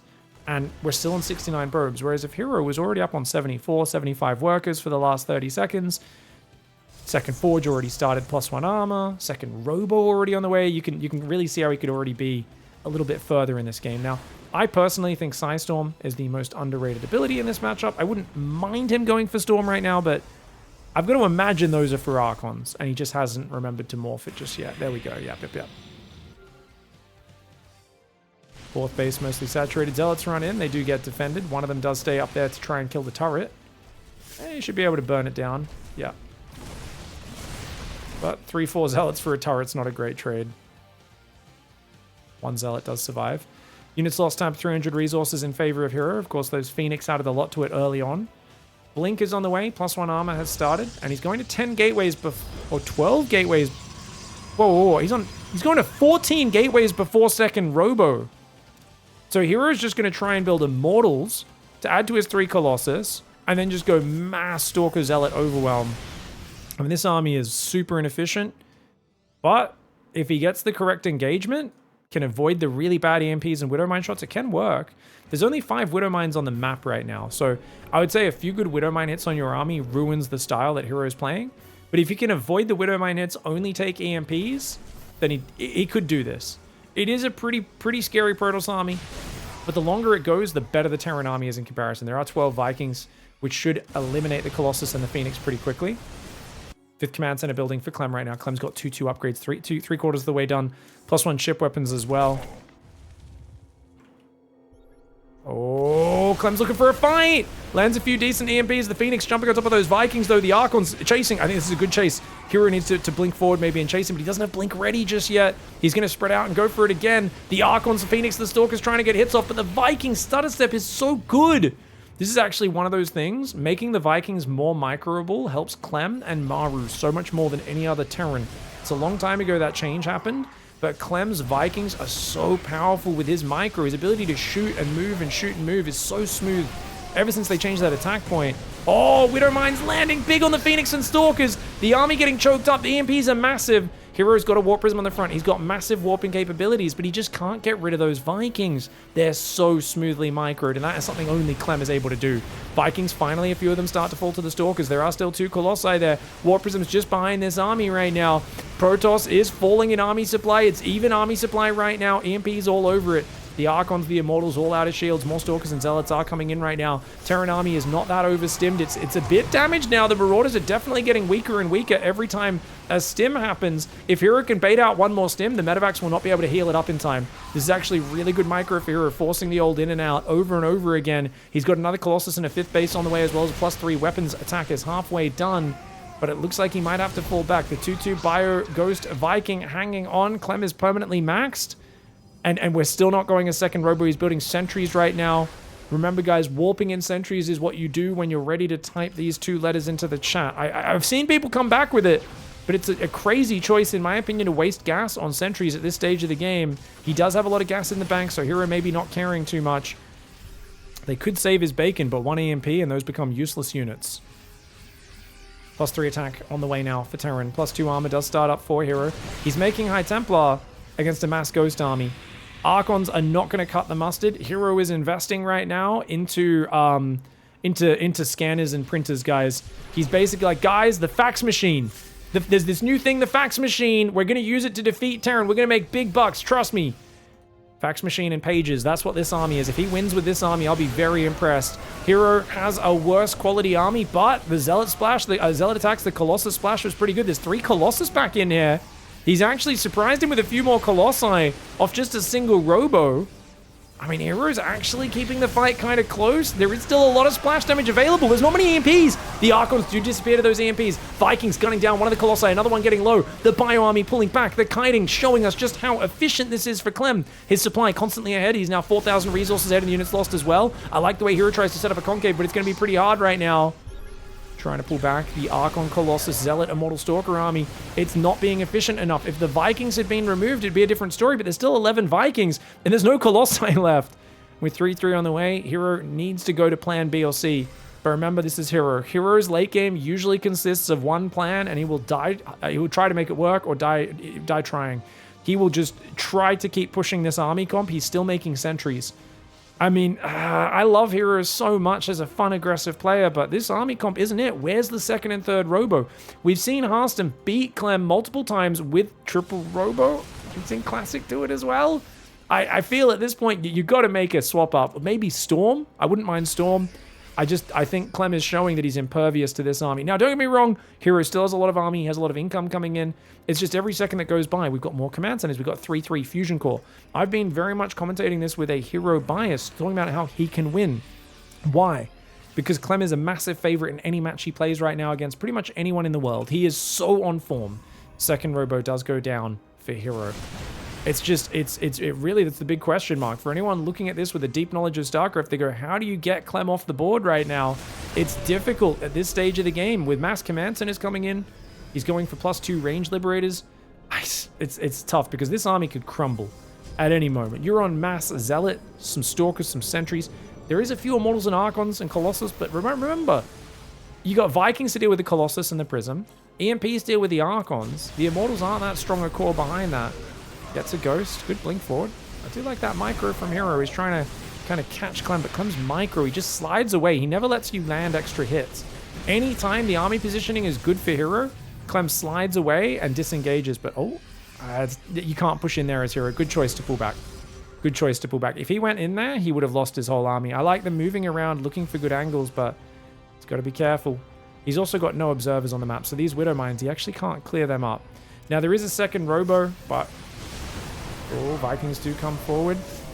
The Gateway army going forwards. Widow Mines landing on the Zealots decently. Stalkers blinking forward. The Vikings massacring the Colossus. They get a few big beams off on the Marines, but great pulling back on the Bio. The fact that Clem is never below maxed out in these fights shows you the things are not doing well for herO. herO keeps trying to force his way in. And yes, a lot of the units are in production, and those 14 gates are warping in units very quickly on the front, but it's not enough right now for herO. Without the power of something else, storms, disruptors, whatever it may be, carriers, I don't know, it feels like Clem's micro is just too good against this style of army, and herO is making it competitive. but it's 7,000 resources lost advantage for Clem. And as he now gets into mass command center, we're going to see Clem, as he takes a new base, just drop mules on it and have unlimited money. He's already on 5 orbitals. He's got 2 more about to finish. He's getting the medevac energy regen upgrade. He's already got lib range, 3 liberators building at a time off, I believe, 4 starports. I don't even know why he's got 4 starports. Why not? Clem is as rich as they come. The fact that he doesn't have bank hides the fact that he has so much more infrastructure and tech here. The Stalkers do blink forward. The Zealots take some big Widowmine shots. It's those same Widowmines from earlier. And the pullback, the Zealots just can't do anything except tank a little bit. There is a disruptor here. He's going to throw out a ball. Oh my god! The first disruptor on the field gets massive damage.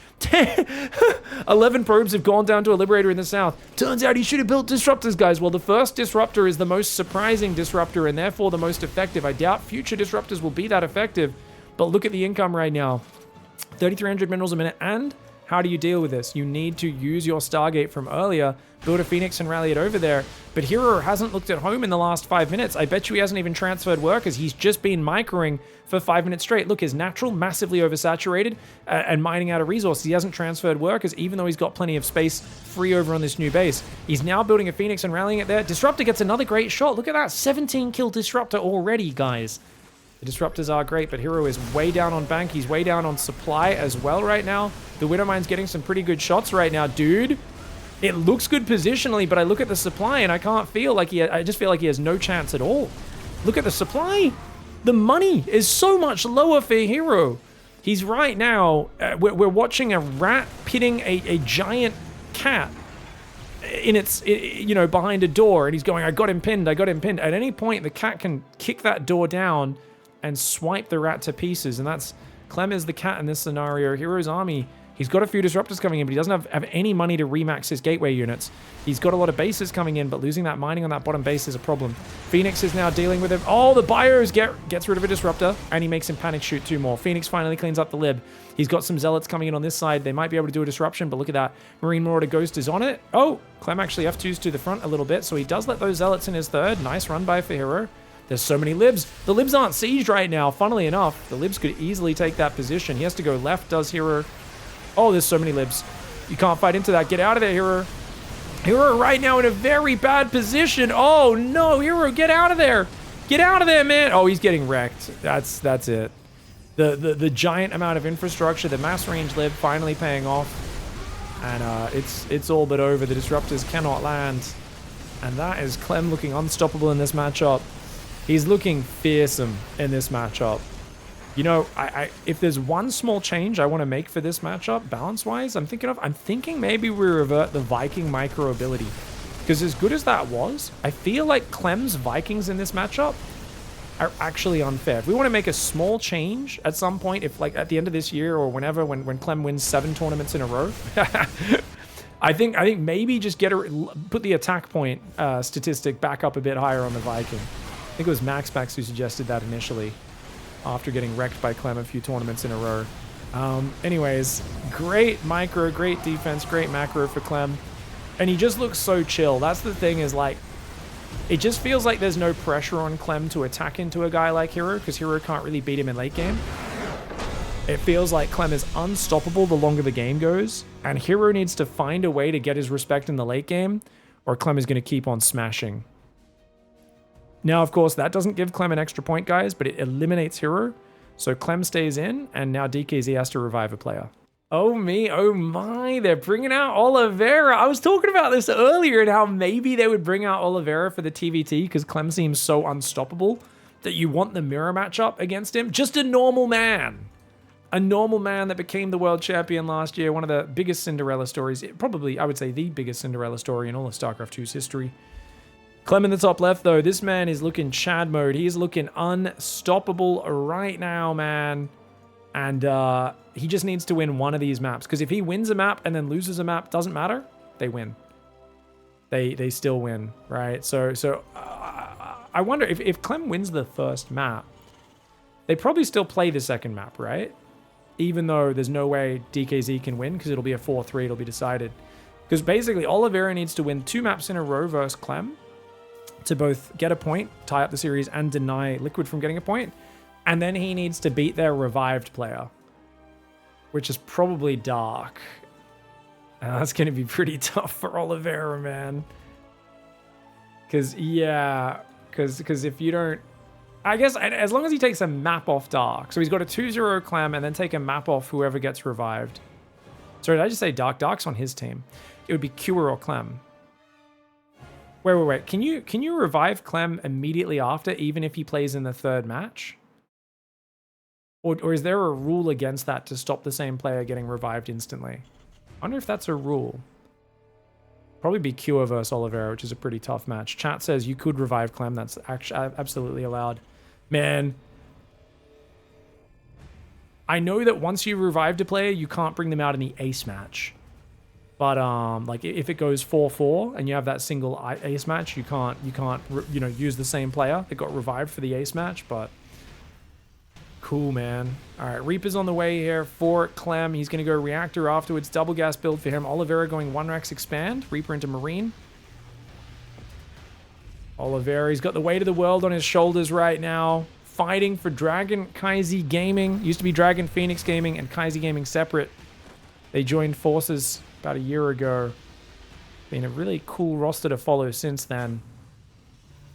But as much as I shouldn't mention balance complaints in my casts too much, because I wasn't really mentioning balance complaints. I was just mentioning kind of how powerful Clem is and just thinking about the theory of how you could tone him down. But it's great because every time someone complains about Clem and balance recently, the big thing we see is, even though like the biggest thing holding Clem back for the longest time was his TVT and TVP to a certain extent. There's also Dark used to beat him a lot, but like Zest stopped him in a few big tournaments back in 2021. The funny thing is, Clem, what's been unstoppable lately is his TVT. He keeps beating Beyond and Cure, and he beat Maru at Gamers 8 on LAN. Like, there's all these big victories. So every time we're like, wow, he's only winning because the Baneling hit points or something like that. It's always like, don't get me wrong, these things matter. Balance matters. Patches matter. They do. I'm not denying that. But it's undeniable that Clem, if you look at a lot of his tournaments over the last 3 years, and he's got a lot of top 8s, top 12s, top 16s, a lot of them are stopped by getting killed by a Korean Terran player.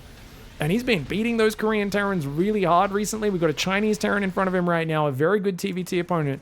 3 Reapers jump in the main. The Marines, oh, they don't even get it. Oh, they get 1 Reaper. Okay, Cyclone goes up to the main base. It's going to deal with it. SCV is quickly rotated. Oh, dude, Clem's messing this up. Oh, dude. Did you see that, guys? He even hid the weak SCV in the bunker on the natural. Only loses 2 SCVs and 2 Marines for 3 Reapers. Great defense. He's got the faster expand. He's looking solid. 3rd command center started before 4 minutes. Raven's on the way, and he's building Cyclones. Big boy play right now for Oliveira to start off this series. 2 Cyclones are already on the field for Clem. And it looks like he's going to send those to the front with the Hellions to poke the front. And then he's going to boost the next 2 into the main base. But I think building reacted Cyclones, Oliveira should be safe against this. Interference Matrix starts up for him. Does Clem choose Matrix as well? He can't afford the gas right now. Looks like a Reaper scouting up the top. Oh, I like this choice. Especially if it's on a patrol path. There's a good chance he sees this medevac coming. Cyclone's picking off the bunker. SCV's gonna repair. Gotta be careful there, Clem. I don't know if the Reaper saw this drop because he was busy dealing with that. Oh, Cyclone Raven moving into the main. No, it looks like he's ready, guys. He is ready. He's like, come in, come in. Come on, baby. Reaper jumps in on Clem's side of the map at the same time. Looks like that Reaper... I don't think it got any kills, though, so... Neither side gets a kill. Both sides backing off. Units lost tab 300. Resources aside. Dead even on the workers, but a much quicker 3rd command center for Oliveira. Keep in mind, the faster 3rd gas should allow Clem to get a few more units out. Right now, he's at double the Cyclone count, 3. But he is a bit behind in the Raven production, so that is something that adds up over time. Oh! Gets a Cyclone kill. That's big. You cannot lose this bunker. Still a Raven up top looking for the potential run by. 2nd and 3rd barracks double engineering bay is on the way here for Oliveira. And Clem is still not swapped into siege tank production, whilst Oliveira is already getting ready for the reactors on the barracks and then the starport swap. 2nd and 3rd barracks goes down for Clem. Double engineering bay as well. He's about 10-15 seconds behind on these. Nothing too crazy. And his factory goes on the tech lab to begin that siege tank production. Oliveira is slightly slower on that, but not by long. Mirrored build orders for Mary. Well, not build orders, but mirrored position and setup at this stage. Oliveira just has a little bit more money with that faster orbital dropping mules, building SCVs. He'll get a slight worker advantage. He'll be a little ahead on the production. Clem also drops a scan to check what's going on. Confirms, okay, pretty similar scenarios, but that means he's also not going to have as many mules. So, oh, never mind. Oliveira answers with a scan of his own. Still no 4th and 5th barracks for Clem. He moved out with 2 SCVs, so I think he maybe thinks he started his 4th and 5th barracks, but they didn't actually begin.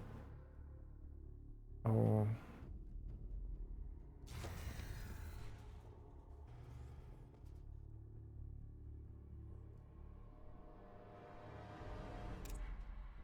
Three Ravens against 2, 13 Marines for Oliveira, only 4 for Clem. Clem has a lot more Cyclones, though. I don't think you can just snipe a command center that easily as him, though, so I don't think the command center is going to get taken down or anything. Oh, auto turret spam, pretty good. Oh, the auto turret spam for Oliveira is really good. I think he wins this fight. Yeah, 3 Cyclones against 3 Cyclones. His tank survives. 4 SCVs do go down. Clem's going to take advantage of the opening to dive in the main base. There is a turret in the far north. Clem's Cyclones are on the way for the defense. Clem being a nuisance. I think pick off 2 SCVs, get out is more than enough. Yeah, he gets 3 or 4. He goes for the double lock. Okay, he does trade a Cyclone for a Cyclone. Cheeky micro for Clem there.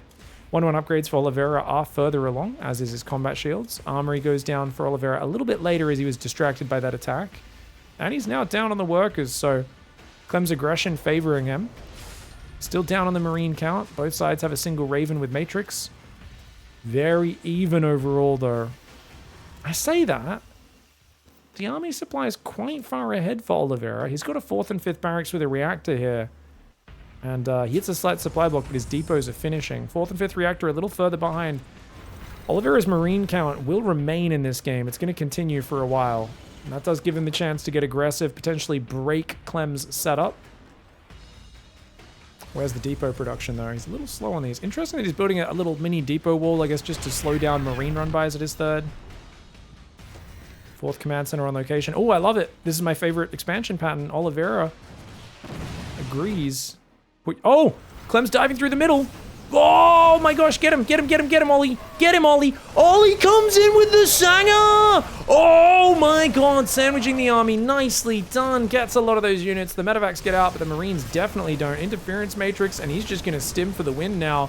I think he could just continue. He could just go after these tanks, right?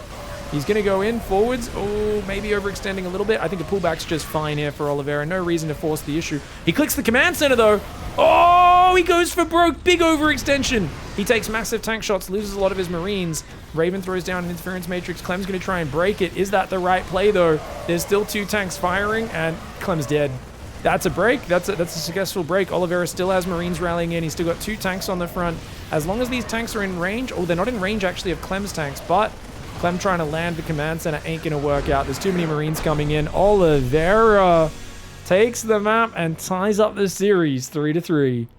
All right, well, he's kept his team alive, but he needs to win this next map. If he wins this next map, it will deny Team Liquid from winning, and it will give him a chance to play against their next opponent. He can force the revive out. Oliveira with a fantastic win in the first map. Let's see what he brings out in map 2. I do hope he varies up his build order. I think Clem's going to be bringing out a lot of variety in this series. I don't expect him to do the same thing too much. Already, it does seem like it was the right choice bringing out Oliveira against Clem. Gas goes down there. Second gas, so double gas against double gas. Both sides playing very conservative openings. Clem a full second ahead on one of the workers. Oliveira nubbed it, guys. He missed a second of worker production. Oh no, he's going to SCV scout. Very safe opening for Oliveira. Clem's going to do the same thing. Completely mirrored openings so far. We'll see who comes out on top of this one. The last game, what went wrong for Clem? Really, it was, I guess, just good defense for Oliveira. Especially when he defended his 3rd base. I think that was quite a clutch moment in the game. Clem trying to catch him kind of on the move out. And as good as Interference Matrix is, there was a lot of Raven energy. And Oliveira just slapped it down and had a great hold. And then, of course, the cherry on top of the cake was intercepting that drop near the tower and sandwiching it with his own Marines on the north. There was a bit of luck there for Oliveira for sure. That wasn't, I mean, he executed very well with the luck that was given to him. But definitely a situation where Clem's got to be like, damn it, if I just didn't lose so many Marines there, I probably could have defended.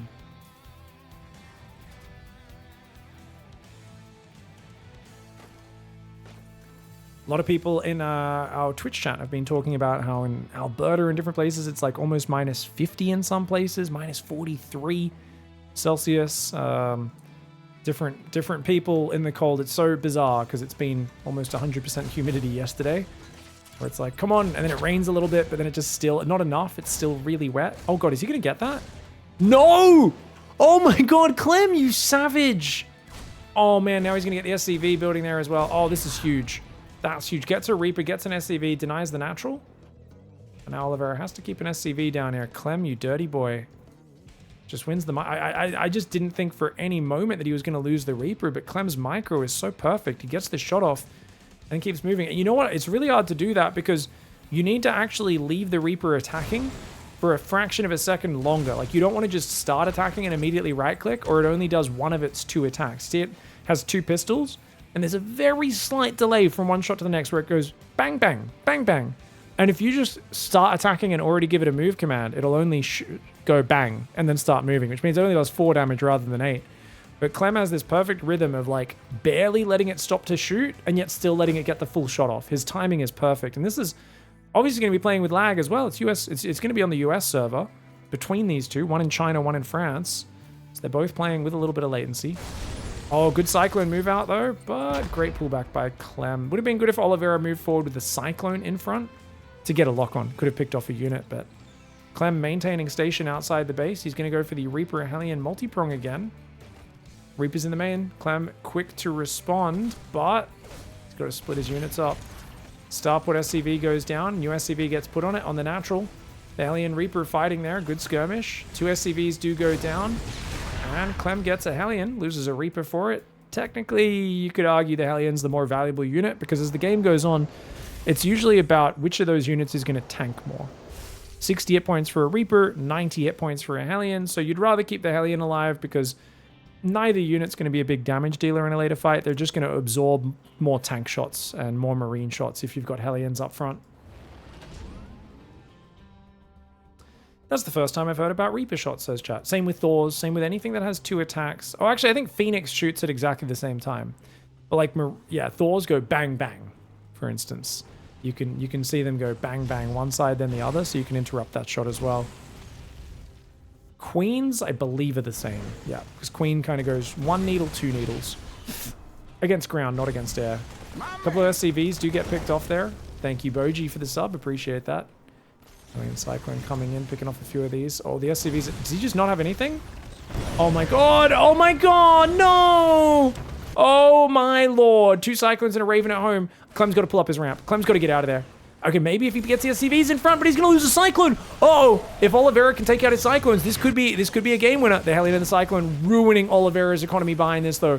Absolutely ruining it. The medevac needs to be there for vision. Auto turret comes down. Good hot pickups for Oliveira, but it doesn't matter unless he can defend, and the medevac pickup saves the Cyclone. Clem on fire right now, absolutely butchering Oliveira. Oliveira gets deflected from Clem's base. Clem is defended at home. He has a 17-kill Captain Cyclone. Oh my god, I didn't realize he put Harstem inside a Cyclone. The captain there. Okay, well, Harstem got cocky and died. He was probably calling for an evac, but Clem didn't give it to him. If it's anything like when they play, when he plays games with Raynor. Anyways, Marine Cyclones are there. We've got SCVs pumping on both sides. 20 SCVs for Oliveira, 32 first Clem. Clem is miles ahead off this opening. Ever since that Reaper got the first kill, things have spiraled a little bit. Clem's got confidence and Clem is getting out of control. We have seen Clem beat the best players in the world off of his early micro before, and you cannot let him get an advantage like that or he will run away with the game. Raven getting picked off right now. Remember, if Clem wins this game, he will get the 4th point, the winning point, the finishing point for Team Liquid. Great hot pickups. The Raven does go down, but it tanks a lot of damage, and oh my god, the Cyclones are surviving for so long. 4 SCVs go down. I actually thought more than that would die. Oliveira comes in. This here is what I call the Desperation Liberator, guys. He's got the Liberator going to the main base, but I doubt Clem misses that. Oh, he's a little slow to pull. Does lose an SCV or 2. And he's going to have to get out of there. Cyclones are rotating, but Oliveira is going to lose that lib. 3 SCVs. It's something, but not worth a Liberator. Not when you're at 23 workers. He's going 3 barracks before 3rd command center. So Oliveira is going to try a 2-base marine tank all in to get back in this. He's probably going to get to about 30 workers and then just build nothing but army and hope to catch Clem off guard. He's building an engineering bay as well. Notice he's pulled off his natural gas. His main gases are still fully mining, but this is rough. SCV production has taken priority for Oliveira as he tries to recover. Mass Cyclone Raven moving across the map. Interference Matrix has been upgraded for Clem. He's got himself a pack of 6 Cyclones, 4 Marines, 7 Cyclone and a Medevac arriving to reinforce. 1 tank, a Cyclone, a few Marines. Well, you can Interference Matrix literally the only 2 units here that are any good, and then it's 6 Marines and a Medevac. That is not enough to defend this. Clem can win this game and this series for Team Liquid right here, right now. Taking down Dark 2-0, herO 2-0. Can he also take out Oliveira with a 1-to-1? It looks like he can. The Matrix is a big yes. A Raven goes down, but that Siege Tank is dead. The SCV pool is dead, and Clem is on top with the win. Absolutely massive. Beautiful, beautiful play here by Clem. I gotta say, this is just fantastic play. Really love it. GG, well played, man. I mean, Oliveira fought hard. He was the right player to bring out. When your whole team cannot take a map, you know, off of Clem, and then finally Oliveira gets in here, takes a map, but he needed to 2-0 him, and that is just a difficult ask. Clem ends up winning it for Team Liquid. They win yet another round, and they will go forward to face off against Basilisk in the next match.